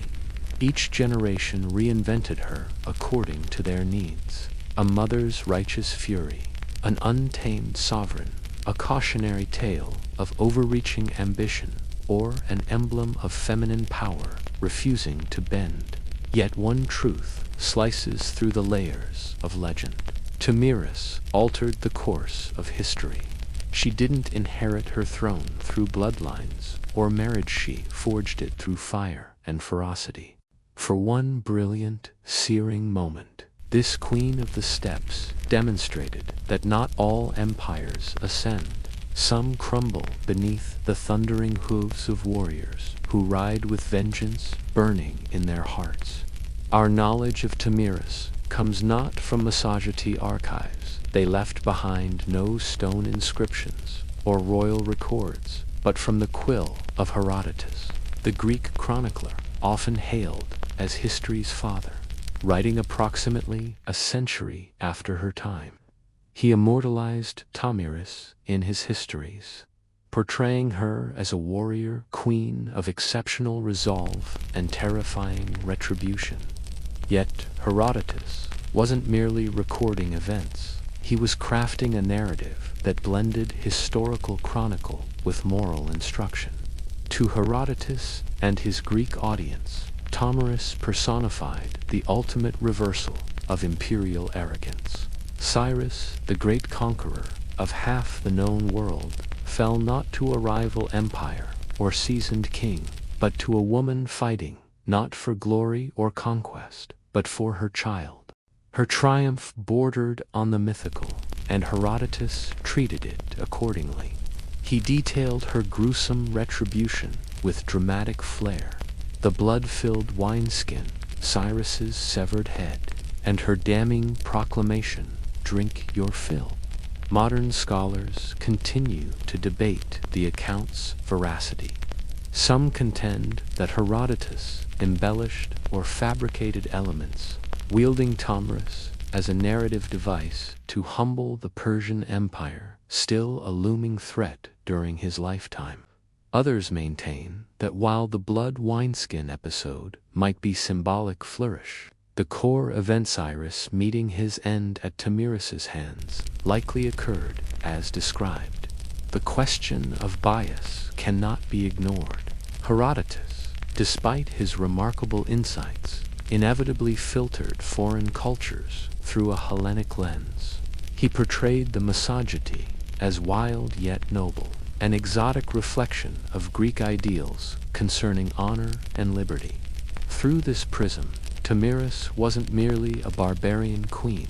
She became a moral counterbalance to Persian imperial ambition. Nevertheless, even if certain details blurred with time, Herodotus accomplished something profound. He ensured Tomyris would not fade into obscurity.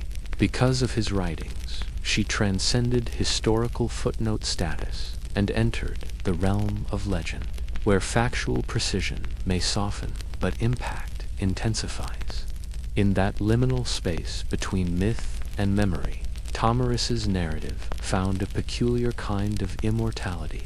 In a world dominated by kings and conquerors, Herodotus preserved the memory of a queen who refused to kneel, leaving her enemies bleeding into the sand. Though she may have vanquished one of history's most celebrated emperors, Tamiris never commanded an empire herself. She built no stone cities, inscribed no edicts on golden tablets. Her people, the Massagetei, were nomads who lived not by walls and boundaries, but by the rhythms of land, sky, and horse. Consequently, Tamiris's legacy was never institutionalized in the traditional sense. No marble busts or royal coinage bore her likeness. No official archives preserved her declarations. Instead, her story traveled, as stories do, on the steppe, through firelight tales, songs carried on night winds, and the reverent whispers of warriors who dreamed of matching her courage. The Massagetei belonged to a constellation of powerful tribes that dominated the Central Asian steppes. Their kinfolk included the Scythians, the Sakko, and the Dahal, masterful horse archers, who controlled the vast expanses between the Caspian Sea and ancient China's borders. These nomadic peoples struck fear into the hearts of settled empires through their mobility, unpredictability, and devastating battlefield tactics. Tamiris, as a female leader among them, represented something rare but not unprecedented. Steppe culture, unlike many sedentary civilizations, afforded women considerably greater freedoms and opportunities. Women rode, hunted, fought, and occasionally led. Archaeological excavations of Scythian burial mounds have unearthed female warriors interred with weapons, armor, and equestrian equipment, confirming that tales of fierce steppe queens were grounded in historical reality rather than fanciful imagination. Tamiris stood at the apex of this tradition. Her authority stemmed not from divine right or hereditary claim, but from earned respect, indomitable spirit, and demonstrated capability. She unified scattered clans into a formidable force, serving as both political leader and military commander in an environment where survival demanded riding faster, shooting straighter, and fearing nothing under the endless sky. Yet because the Massagetei constructed no monuments to themselves, Tamiris became a kind of phantom sovereign, her name echoing only in the writings of outsiders and the oral traditions of her people. To Persian chroniclers, she represented a dire warning.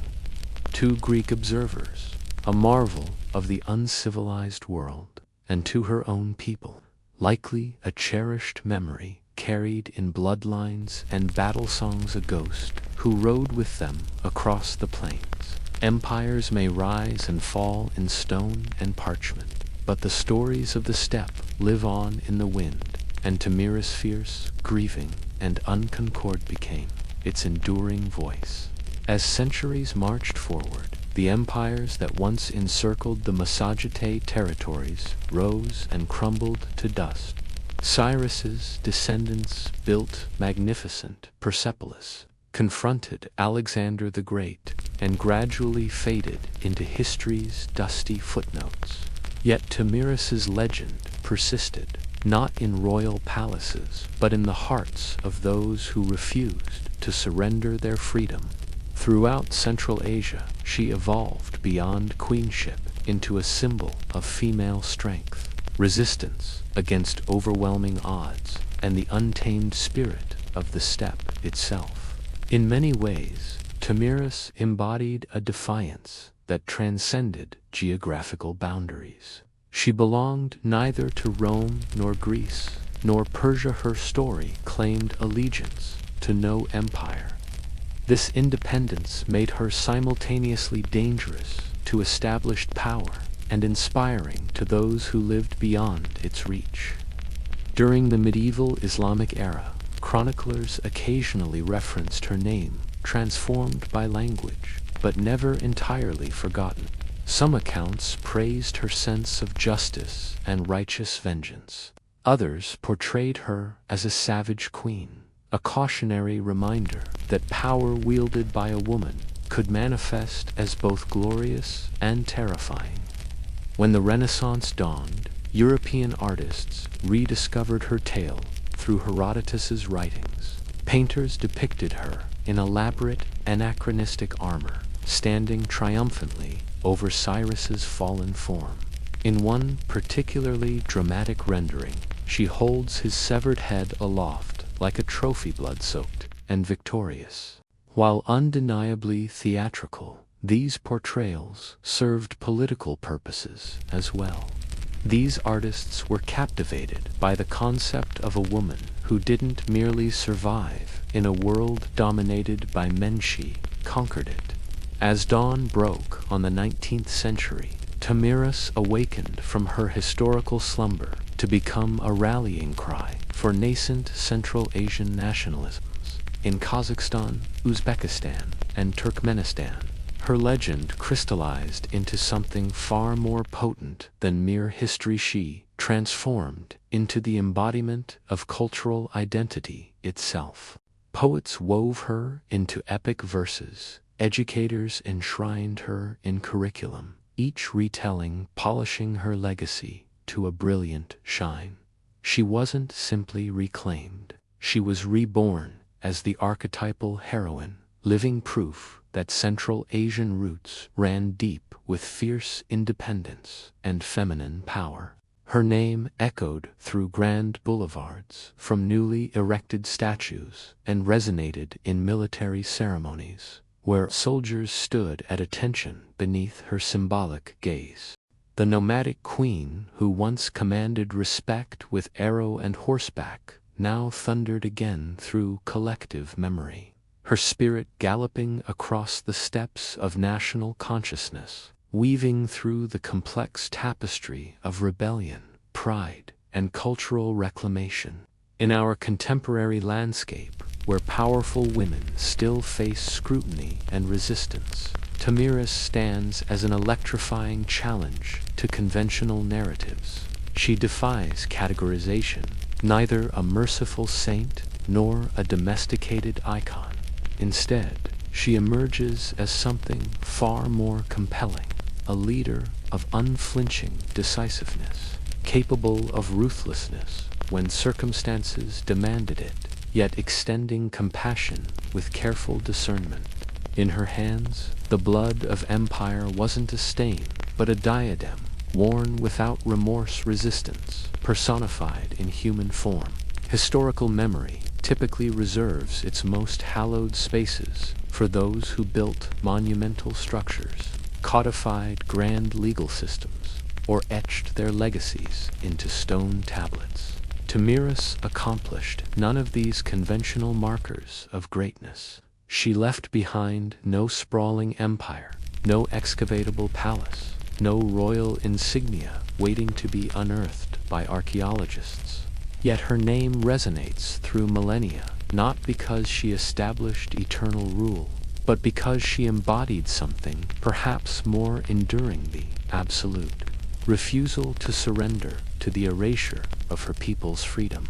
Tamiris shatters the conventional framework through which history often filters women's stories. She stands not as a peripheral figure or supplementary footnote, but as a gravitational force altering the trajectory of empires. She never petitioned for recognition through diplomatic channels. She seized it through the crucible of conflict. Her authority, baptized in blood and forged in fire. She didn't assume her position by riding in the shadow of a king. She confronted one directly and emerged victorious. Her narrative echoes through educational institutions, from the wind-swept plains of Central Asia to the hallowed halls of European universities, not merely because she vanquished Cyrus the Great, but because her defiance represented something transcendent. Her battle wasn't for imperial expansion, but for something far more elemental: fierce defense of freedom that couldn't be contained within palace walls. Hers was a liberty intrinsically bound to horseback and falcon, to star-canopied nights and boundless horizons, freedom, to wild and untamed, to be captured by cartographers' lines on parchment. Today, Tamiris rises in gleaming bronze and stone from the modernizing skylines of Kazakhstan's metropolitan centers. Her visage captured on currency and educational materials that pass through countless hands daily. For contemporary Central Asians navigating complex identities, she represents far more than historical curiosity. She embodies their connection to a pre-Islamic, pre-Soviet heritage, deeply rooted in nomadic traditions. Her legacy whispers a profound truth that their cultural DNA wasn't forged in acquiescence, but tempered in the crucible of resistance. Born amid battle cries and thundering hoofbeats across the endless steppe, in our world still fractured by power struggles, gender inequities, and contested memories, Tamiris illuminates the path forward, not simply because she defeated a legendary king, but because she embodied a more profound lesson: that dignity cannot be bestowed by external authority, but must be claimed through one's own agency. Sometimes, true leadership manifests not in elaborate court ceremonies, but in the raw, transformative grief of a mother who transforms personal loss into unyielding resolve, refusing to allow her son's killer to escape accountability. We often contemplate the mysterious alchemy that preserves certain names through the corrosive effects of time, while others dissolve into obscurity.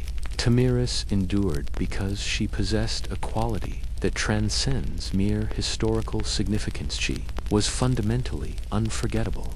In an era when women were expected to recede into domestic obscurity behind male authority, she emerged with blade unsheathed and heart ablaze with righteous fury, carving her narrative directly into history's living flesh. The grandest empires inevitably crumble. Their monumental statues return to dust. But legends possess a curious immortality, and somewhere in the whispered secrets carried by the steppe winds, a queen continues her eternal ride vanquished, unbowed, and utterly indelible in humanity's collective memory. In the sun-drenched lands of ancient Egypt, beekeeping transcended mere agricultural practice, evolving into a sophisticated science sanctioned by divine authority. Millennia before modern apiculture emerged, Egyptian beekeepers had developed an intricate, mobile system for cultivating hives and harvesting their golden treasure. By 2400 BCE, tomb walls in Saqqara's sprawling necropolis depicted beekeeping with meticulous detail, revealing its elevated status not as casual husbandry but as sacred craft. This wasn't simply about sweetening foods. Beekeeping intertwined with every aspect of Egyptian life, from agricultural prosperity to medicinal healing, religious ceremony, and even preparation for the afterlife journey. Egyptian ingenuity manifested in their distinctive horizontal clay tube hives, arranged in neat rows and positioned on their sides. These ingenious structures bore little resemblance to contemporary wooden apiaries. Instead, they resembled terracotta drainage pipes, purposefully designed for seasonal relocation, as the life-giving waters of the Nile receded from annual floods, leaving behind fertile soil where wildflowers erupted in vibrant profusion. Beekeepers transported their precious hives along the riverbanks to follow nature's nectar calendar. This sophisticated transhumance method represented remarkable ancient innovation, essentially a prehistoric navigation system for maximizing honey production, following the rhythms of the natural world with extraordinary precision. The ancient apiarists employed clay or stone tubes as primitive smokers, gently directing calming smoke into hive entrances before harvesting. Without modern protective equipment, these honey hunters relied on finely tuned timing, generational wisdom, and considerable bravery. They delicately removed honeycombs while preserving the colony's integrity, collecting the amber treasure not merely as a culinary delicacy, but as a versatile substance central to medicine, mummification rituals, and sacred ceremonies. Honey transcended ordinary sustenance, elevated to divine gift status, associated with Ra, the supreme solar deity. According to captivating Egyptian mythology, bees themselves originated from Ra's tears, falling to earth, a poetic creation story with profound implications, shaping how Egyptians venerated bees as sacred intermediaries, traversing the boundary between mortal existence and divine realms. Honey permeated every aspect of Egyptian civilization, featured prominently in temple offerings to please capricious gods, incorporated into elaborate funerary rituals, ensuring safe passage to the afterlife, and even circulated as valuable currency in commercial exchanges. Its medicinal applications were particularly remarkable. Ancient papyri recorded honey as a critical component in over 500 remedies, artfully blended with herbs, wine, or milk to treat wounds, combat infections, and soothe gastrointestinal ailments. The Egyptians recognized honey's antibacterial properties through observation and experience, even without understanding the underlying microbiology. Beeswax similarly held multifaceted value, incorporated into cosmetic preparations, embalming procedures, and writing tablets. These products of the hive transcended utilitarian function, becoming integral to daily existence for diverse professionals, from sacred temple scribes to priests and medical practitioners. In the Egyptian worldview, the beehive represented far more than a mere source of sweetness. It embodied perfect natural balance, healing potential, and cosmic order, meticulously cultivated under the watchful protection of both mortal keepers and immortal deities. While Egypt infused beekeeping with structural sophistication and spiritual significance, ancient Mesopotamia contributed something equally fundamental: comprehensive legal frameworks. The cradle of civilization, birthplace of irrigation systems, written language, and urban development, recognized honey's exceptional value and established formal protections for its production. Though Mesopotamian beekeeping lacked the visual documentation found in Egyptian tomb art, its existence emerges through cuneiform tablets and legal codices, revealing a quietly sophisticated apicultural tradition operating beneath history's surface. References to bees and honey appear in texts dating to earliest Sumerian civilization. Akkadian and Babylonian documents mention Nindo-specialized bee gardens or apiaries typically established on temple grounds or royal estates, suggesting honey production remained under elite control rather than common practice. These precious substances served multiple purposes. Honey and beeswax featured prominently in religious rituals, medicinal treatments, culinary applications, and commercial exchange. The loss of productive hives represented not merely inconvenience, but significant economic hardship worthy of legal remedy. Perhaps the most revealing evidence comes from Hammurabi's Code, dating approximately to 1754 BCE. While this famous legal compilation primarily addresses property disputes, physical injuries, and agricultural conflicts, it specifically includes provisions concerning bee-related disputes. The code established clear liability, Individuals whose bees swarmed into another's field causing damage bore responsibility for compensation. Honey theft required specific restitution, sometimes calculated in silver or replacement honey jars. In an economic system where most commodities were valued in grain measures, honey's specific legal protections underscore its exceptional importance within Mesopotamian society. Mesopotamians conceived of bees as entities transcending mere insect status. Certain texts characterize them as divine messengers, establishing connections with narrated deity of both agricultural fertility and warfare. Beeswax held particular significance beyond honey, employed for document sealing and crafting ritual figurines, bridging practical bureaucracy and mystical practice. Though complete archaeological evidence of Mesopotamian hive construction remains elusive, scholars theorize they likely utilized mud brick structures or woven basket hives, resembling early Levantine designs.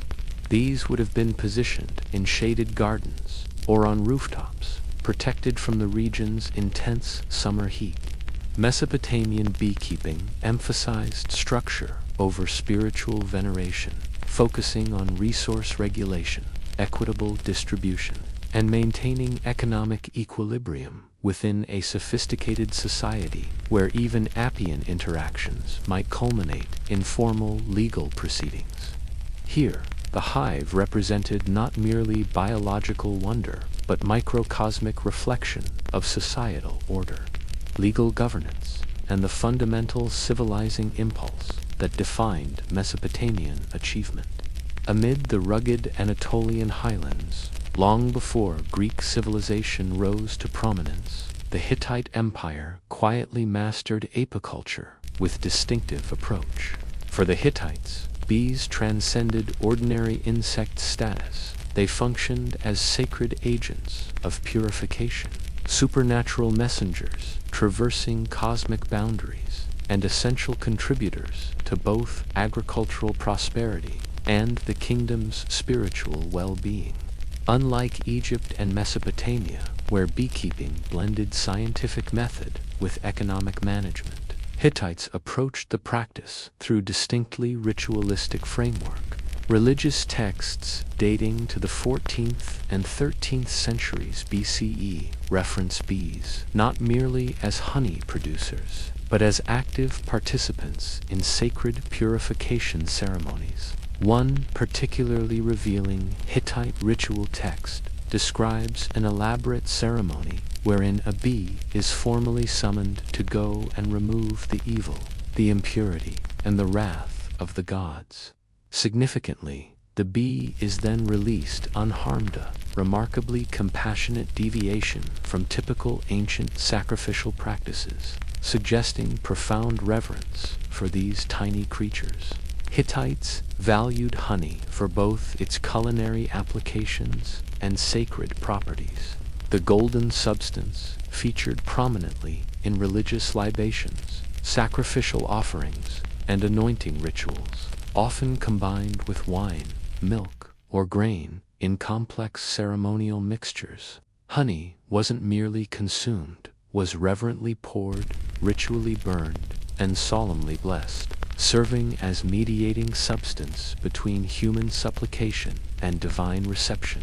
Archaeological evidence suggests the Hittites employed clay or woven hive structures, likely housed in protected enclosures near temples or royal properties, though direct archaeological evidence remains limited.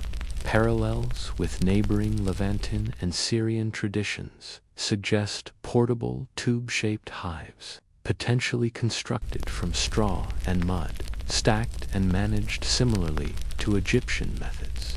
Hittite beekeepers likely operated under temple authority. Their specialized work, deeply integrated with seasonal festivals and state religious observances. Honey represented far more than mere commodity, functioned as diplomatic tool, healing agent, and spiritual purifier. The humble bee, despite its diminutive size, carried symbolic significance vastly disproportionate to its physical dimensions. The Hittites contributed crucial understanding to global apicultural knowledge. They recognized and documented bee migration patterns. Surviving texts describe seasonal swarm behaviors, correlating flowering cycles with honey production and insight, demonstrating remarkably close environmental observation. Throughout ancient Anatolia, the subtle vibration of busy hives wasn't merely ambient sound, it represented sacred frequency, resonating through the very foundations of divine and royal authority. The ancient Greeks approached bees with multifaceted fascination, studying them with scientific curiosity, admiring their social organization, respecting their potential danger, and modeling ideal society on their mysterious collective order. For the Greek mind, the beehive transcended mere honey production site. It represented living metaphor, blueprint for the ideal polis, embodiment of divine cosmic order, and inexhaustible source of scientific wonder. Greek beekeepers advanced apicultural science through distinctive blend of practical methodology and philosophical inquiry. Unlike earlier civilizations employing stationary clay structures, Greeks developed innovative, movable terracotta hives featuring removable lids and modular sections. This design permitted easier honeycomb access without destroying the colony, representing early sustainable harvesting techniques. They similarly refined smoke management, utilizing ceramic bellows and specialized clay smokers. They would direct calming smoke into hive entrances before extraction. This technological refinement reduced beekeeper injuries while preserving colony integrity, enabling multiple seasonal harvests. Honey wasn't merely consumed in ancient Greece, it was revered as a divine elixir. This golden nectar transformed everyday meals, enriching wine with complex sweetness, preserving summer fruits through harsh winters, and lending delicate flavor to festival cakes. Beyond the kitchen, honey served as medicine's foundation, healing wounds with its natural antibacterial properties and earning its reputation as a gift directly from Olympus. The Greeks, with their poetic sensibility, believed that ambrosia, the legendary food that sustained the immortal gods, was an exquisite blend of honey and wine, capturing both earthly pleasure and divine essence. Bees themselves transcended their tiny physical forms in Greek mythology, becoming powerful symbols of divine connection. These industrious creatures were sacred to Artemis, wild goddess of the hunt and untamed spaces, and to golden-haired Demeter, who blessed the harvests and taught humans agriculture. The priestesses serving Artemis bore the title Melisi, literally bees. In Greek, acknowledging these holy women as messengers between mortal and divine realms. This association of bees with sacred femininity wasn't casual, but carried profound theological significance. For the philosophical Greeks, the hive represented both scientific wonder and spiritual archetypa, living temple where even the smallest beings moved with purpose, discipline, and grace. By observing bees, Greek naturalists and mystics believed they glimpsed the underlying order of existence, the very mathematics and patterns through which the gods governed the cosmos. While the Greeks contemplated bees with philosophical wonder, the Romans approached them with characteristic pragmatism and imperial ambition. Beekeeping in the Roman Empire wasn't merely a rustic pursuit, but a sophisticated industry scaled to meet the insatiable demands of a civilization spanning 3 continents. From the sun-drenched vineyards of Gaul to the windswept hills of Hispania, Rome systematically transformed the humble hive into a standardized enterprise, feeding the empire's sweet tooth. The Romans didn't simply adopt Greek apicultural knowledge, they codified, expanded, and industrialized it. Agricultural writers like Varro and Columella, the empire's premier farming authorities, documented beekeeping with scientific precision.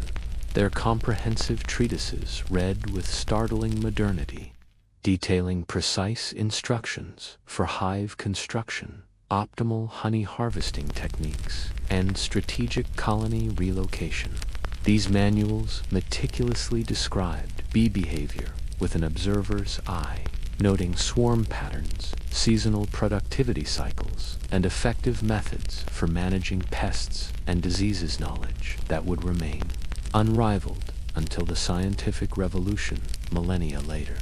Roman ingenuity manifested in the diversity of their hive designs. Pragmatic beekeepers fashioned homes for their colonies from whatever materials the local environment provided.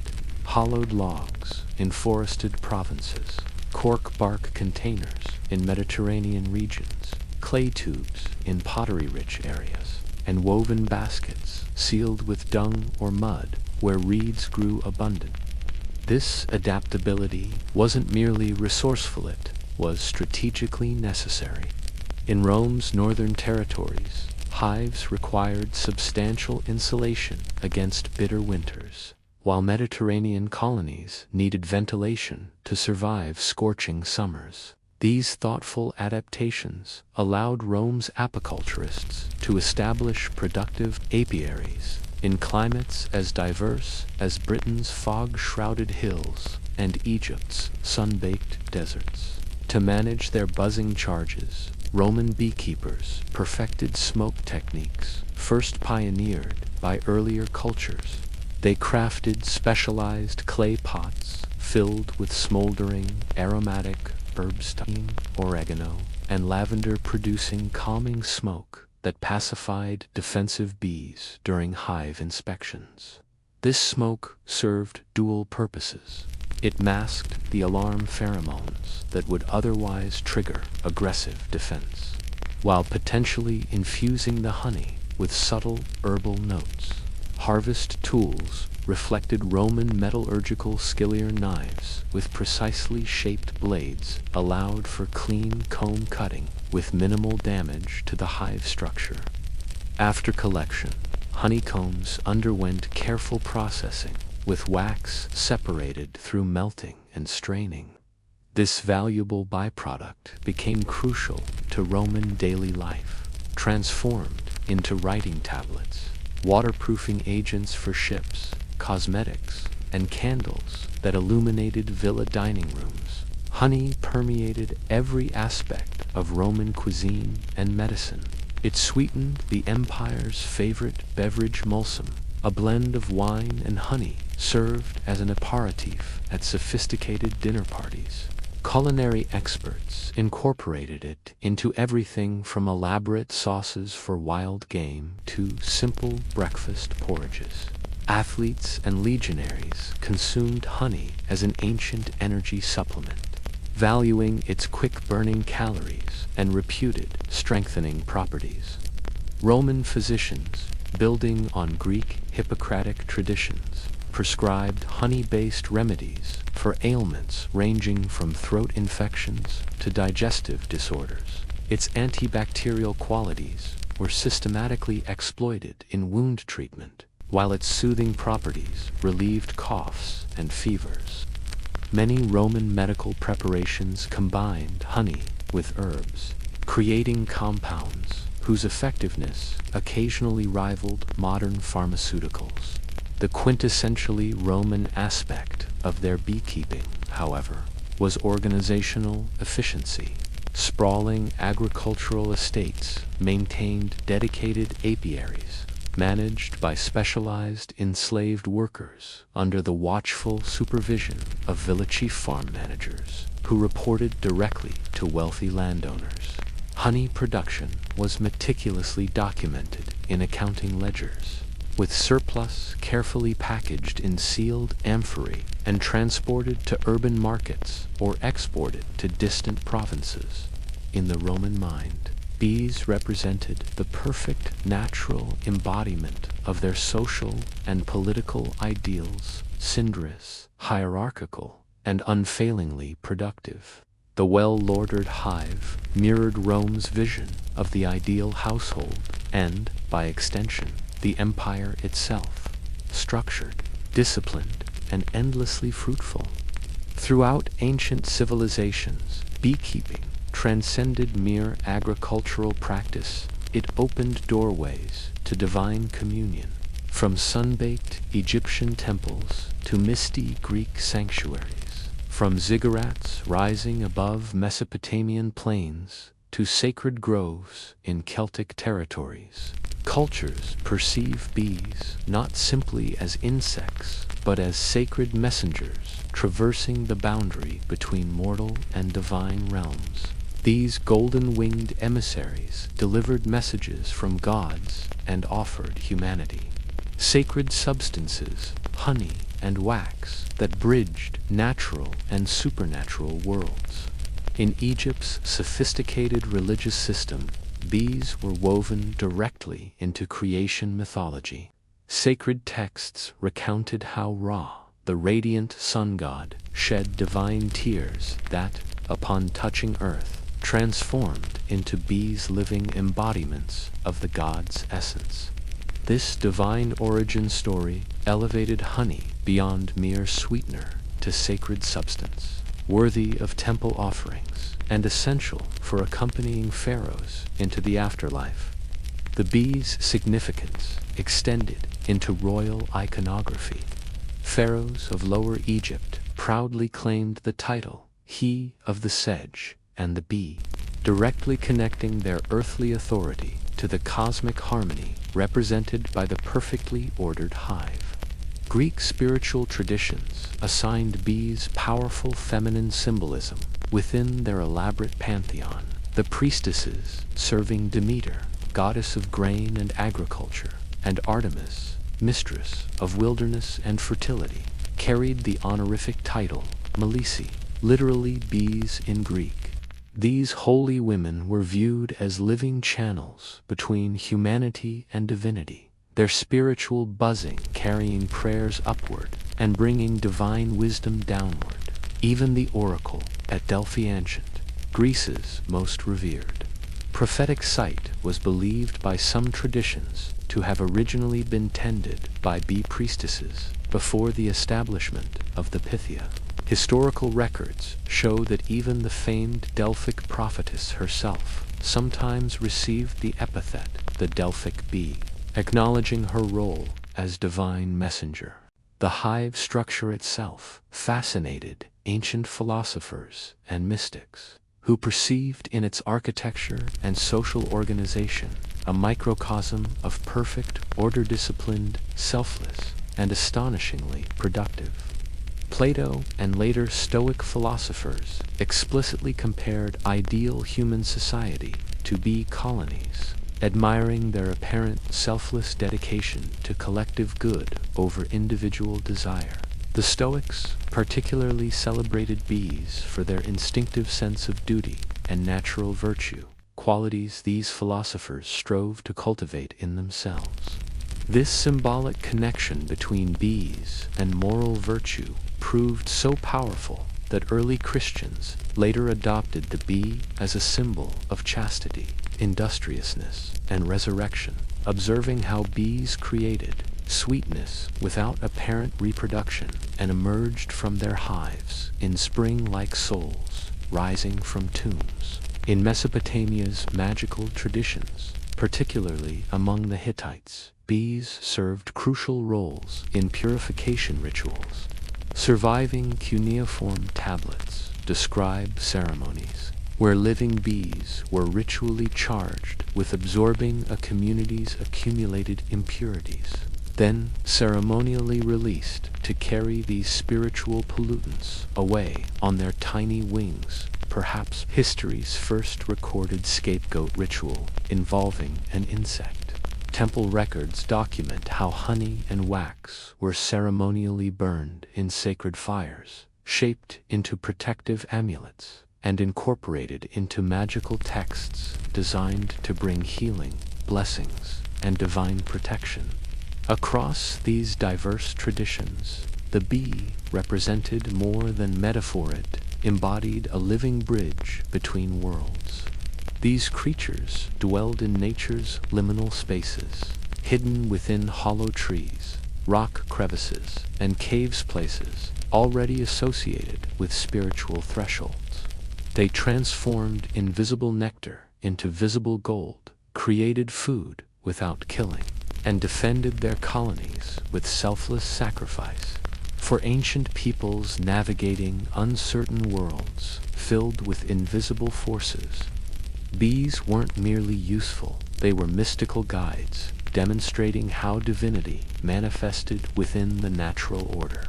Two ancient physicians and healers, honey represented divine medicine, manifested in golden form. Long before microscopes revealed bacteria or laboratories identified antiseptic compounds, healers across continents empirically discovered honey's remarkable therapeutic properties. They observed how it cleansed infected wounds, soothed inflamed throats, preserved perishable medicines, and seemed to impart strength to the weakened. This wasn't primitive superstition, but practical biochemistry, understood through observation centuries before science could explain the mechanisms behind honey's healing power. Egyptian medical knowledge, preserved in papyri, like the extensive Ebers document, elevated honey to pharmaceutical cornerstone status. This ancient medical encyclopedia lists honey in over 500 distinct prescriptions, frequency suggesting its central importance in Egyptian healthcare. Physicians created sophisticated formulations, blending honey with milk for digestive complaints, with figs for respiratory issues, with garlic for infections, and with dozens of medicinal herbs for ailments, from eye inflammation to fertility challenges. For external applications, honey mixed with animal fat or plant resin created healing salves, applied directly to burns, cuts, and ulcers. Egyptian medical texts specifically note that wounds treated with honey healed with remarkable speed and resisted infection. Observations modern science attributes to honey's natural acidity, hydrogen peroxide content, and osmotic properties that dehydrate bacteria. Greek medicine, under Hippocrates' systematic influence, incorporated honey into treatment protocols for diverse conditions. The father of Western medicine specifically prescribed honey-based remedies for respiratory ailments, digestive ulcers, and debilitating fatigue. His therapeutic innovation, oxymelia, carefully calibrated mixture of honey and vinegar, effectively reduced fevers and cleared congested airways. Greek athletic trainers incorporated honey into training regimens, providing honeyed water to athletes during Olympic preparation. Ancient sports medicine texts explain that honey was believed to restore strength more efficiently than undiluted wine or plain water, potentially recognizing honey's superior carbohydrate profile for energy restoration, a principle modern sports nutritionists have scientifically validated. Across the ancient Indian subcontinent, Ayurvedic medical traditions developed elaborate honey classification systems. Texts categorized honey varieties by floral source, seasonal collection time, and specific therapeutic applications. Ayurvedic physicians carefully distinguished between honey types, prescribing specific varieties for particular conditions. Their pharmacopoeia warned against heating honey above certain temperatures. Precaution modern research prevents the formation of potentially harmful compounds. Ayurvedic treatments recommended honey for respiratory infections, digestive disorders, wound care, and even as an antidote for certain poisons. Beyond strictly medical applications, honey featured prominently in religious purification rituals. offered to deities and consumed during sacred fasts as both spiritual and physiological cleanser. Roman medical knowledge, extensively documented by encyclopedist Pliny the Elder, catalogued dozens of honey-based remedies. His natural history describes honey as the foundation for medicinal ointments, throat gargles, digestive aids, and laxative preparations. Roman military physicians included honey in their field kits, applying it directly to battlefield wounds to prevent infection and reduce inflammation. For pain management, Roman doctors combined honey with poppy extracts, creating primitive but effective sedative compounds. Roman surgical texts specifically recommend keeping honey available during procedures for immediate wound treatment. Practice some modern surgeons have experimentally revisited for antibiotic-resistant infections. Beeswax, honey's companion gift, played equally important medical roles. Its malleable yet stable properties made it ideal as a base for plasters, protective balms, and even dental fillings. Archaeological evidence from Roman and Egyptian sites has revealed beeswax dental applications that effectively sealed cavities and reduced pain. Practical dentistry that wouldn't be significantly improved upon for centuries.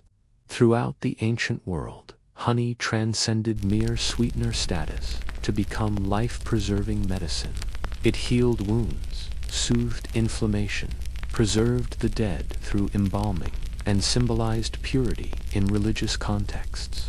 This golden substance, delivered through the mysterious alchemy of bees, represented nature's pharmacy at its most elegant, to divine healing gift, more precious than gold to those who understood its power. Ancient beekeepers weren't merely honey collectors, they were sophisticated agriculturalists who combined technical innovation, careful observation, and spiritual sensitivity. Across diverse civilizations, from Egypt to Greece, Mesopotamia to Rome, they developed specialized tools and methodologies that allowed them to effectively manage bee colonies, sustainably harvest their precious products, and protect themselves from defensive stingel without modern protective equipment or scientific understanding of bee biology. The fundamental innovation underpinning ancient apiculture was hive design. Egyptian beekeepers pioneered the use of horizontal cylindrical clay hives, essentially large terracotta tubes arranged in neat stacks. These ingenious structures were simultaneously durable, relatively portable, and mimicked the natural tree hollows and rock cavities where wild bees established colonies. Archaeological evidence from sites along the Nile reveals these distinctive tube hives arranged in orderly rows, sometimes numbered for inventory purposes. The Greeks and Romans adapted similar concepts, creating terracotta hives and woven basket structures with crucial modifications, notably removable top sections that permitted beekeepers to access honeycombs without destroying the entire colony. This seemingly simple design breakthrough revolutionized beekeeping, allowing for sustainable honey harvesting while preserving the hive's integrity and productivity across multiple seasons, a concept that would eventually evolve into modern sustainable apiculture. Managing defensive bee behavior required particular ingenuity in an era before protective suits. Ancient beekeepers discovered that smoke effectively calmed agitated colonies. Greek apiculturists created specialized clay smokers and bellows designed to direct controlled smoke streams precisely into hive entrances. This wasn't random fumigation, but calculated behavioral management. The smoke masked alarm pheromones released by guard bees, temporarily disrupting the colony's defensive response. Roman beekeepers refined this technique further. burning carefully selected aromatic herbs like thyme, oregano, and lavender in their smokers.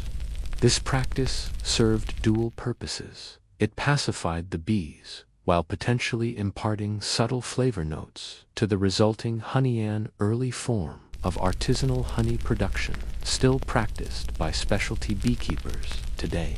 Harvesting tools reflected the technological capabilities of each civilization, while demonstrating remarkable specialization. Wooden, bronze, and later iron knives with distinctive shapes allowed beekeepers to slice honeycomb sections with precision, minimizing damage to remaining structures. After collection, honeycombs underwent careful processing, sometimes gently pressed, to extract liquid honey, while preserving wax for separate applications. The resulting wax underwent filtering and purification before being repurposed for everything from writing tablets to shipbuilding materials. What's particularly striking about ancient beekeeping was the minimal protective equipment used.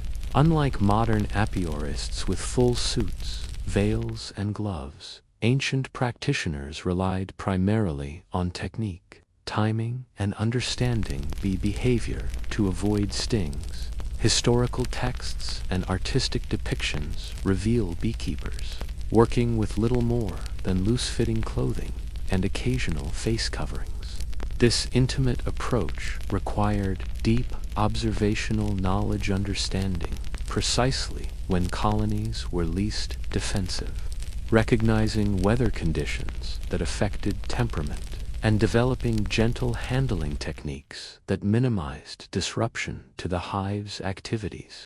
Some ancient beekeeping cultures practiced early forms of migratory apiculture, strategically relocating hives to follow seasonal flowering patterns. This sophisticated practice, similar to modern commercial pollination services, maximized honey production by ensuring colonies always had access to abundant nectar sources. Meanwhile, storage solutions demonstrated equal ingenuity. Egyptians sealed honey in specialized ceramic vessels, designed to protect against moisture and contamination. The exceptional preservation properties of properly stored honey are well documented. Archaeologists have discovered honey in sealed Egyptian tombs that remained preserved after thousands of years, a testament to both the remarkable natural properties of honey and the effectiveness of ancient storage methods. Beyond purely technical aspects, ancient beekeeping incorporated spiritual dimensions considered equally essential to successful apiculture. Across cultures, beekeepers performed rituals to honor bee spirits or deities associated with bees, believing these practices ensured cooperation and prevented misfortune. Clay tablets, papyri, and written accounts describe offerings made before honey harvesting, specific prayers recited when establishing new hives, and taboos against certain behaviors around colonies. Far from mere superstition, these practices likely encouraged careful, respectful interaction with hives, an approach that coincidentally reduced bee stress and defensive responses. Ancient beekeeping represented a harmonious integration of practical craft, natural science, and spiritual reverence. The sophisticated methods developed by early apiarists established foundational principles that continue to influence modern practices. This wasn't simply an agricultural activity, but a multifaceted discipline that influenced medicine, religious practice, economic systems, and ecological understanding across diverse civilizations, underscoring humanity's long-standing recognition of bees as creatures of extraordinary importance and complexity. From ancient Egypt's sun-baked apiaries to Greece's temple gardens, from Hittite mountain valleys to sprawling Roman estates, beekeepers across antiquity refined remarkably similar methods to protect and sustain their precious colonies. Their innovative approaches to hive design, smoke application, and seasonal management created sustainable honey harvesting systems, practices that proved crucial not merely for luxury production, but for survival and commerce across civilizations. Perhaps most significantly, these early apiarists demonstrated profound respect for the bees' natural cycles and needs, establishing models of human-insect cooperation that fostered mutual benefit rather than exploitation and ecological harmony. Modern agriculture continues to rediscover. The ancient world's medicinal mastery of honey permeates the yellowed pages of history's earliest medical texts. From the sun-baked papyri of Egypt to the palm-leaf manuscripts of India and the meticulous scrolls of Rome, honey's healing potential shaped medical practice across continents. This golden elixir's remarkable antibacterial properties, once attributed to divine blessing, but now understood through biochemistry, revolutionized wound treatment millennia before modern antiseptics. Meanwhile, versatile beeswax flowed through ancient technologies, serving as the foundation for everything from luminous cosmetics to waterproof ship sealants and even primitive dental fillings. The spiritual reverence for bees continues to buzz through human consciousness. In hidden mountain monasteries and sunlit temple gardens, rituals honoring these creatures persist with remarkable fidelity to ancient origins. Our collective imagination remains captivated by the ordered society of the Hiva, living metaphor for divine organization and cooperation that transcends cultural boundaries. Artists, poets, and spiritual leaders across centuries have drawn from the same well of symbolism. Bees as sacred messengers, traversing the boundary between mortal and divine realms. Their emergence from dark hives symbolizing resurrection and spiritual transformation. Ancient innovation echoes through modern agricultural landscapes, where massive trucks transport commercial hives across continents following the rhythm of seasonal blooms, a practice with roots in antiquity. Those early beekeepers, moving clay hives along the Nile or woven skeps through Mediterranean highlands, pioneered techniques now scaled to industrial proportions. Their fundamental understanding of bee ecology laid the groundwork for our contemporary recognition of these creatures as the linchpins of global food security and biodiversity, making today's pollinator crisis all the more poignant when viewed through history's lens. Through millennia of technological evolution, one relationship remains fundamentally unchanged: the profound interdependence between humans and bees. These tiny architects of pollination have shaped our food systems, medicine, religious symbolism, and economic structures since civilization's dawn. Their golden legacy illuminates one of humanity's most successful interspecies partnerships, testament to observation, respect, and mutual benefit that transcends time.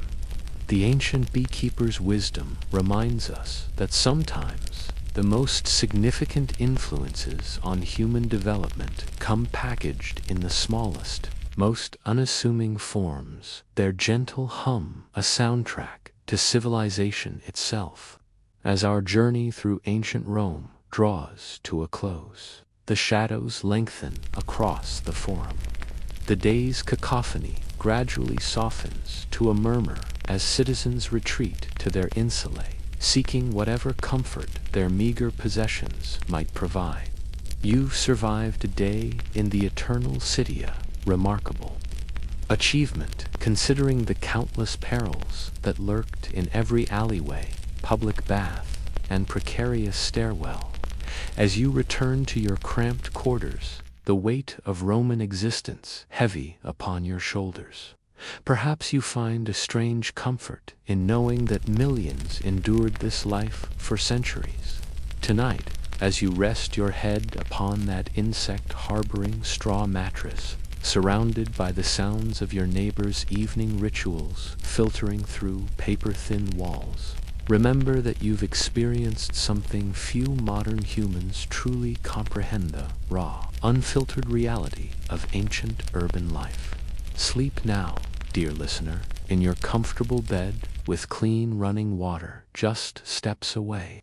As you drift into slumber, perhaps you'll appreciate anew the remarkable comforts of our modern world. The Romans built an empire that would echo through history, but they did so without the simple luxuries you take for granted every day.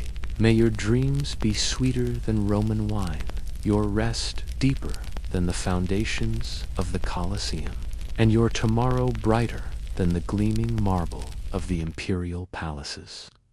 Good night from across the centuries. May your journey back to our time be gentle, and may you awaken with renewed gratitude for the miracle of modern plumbing.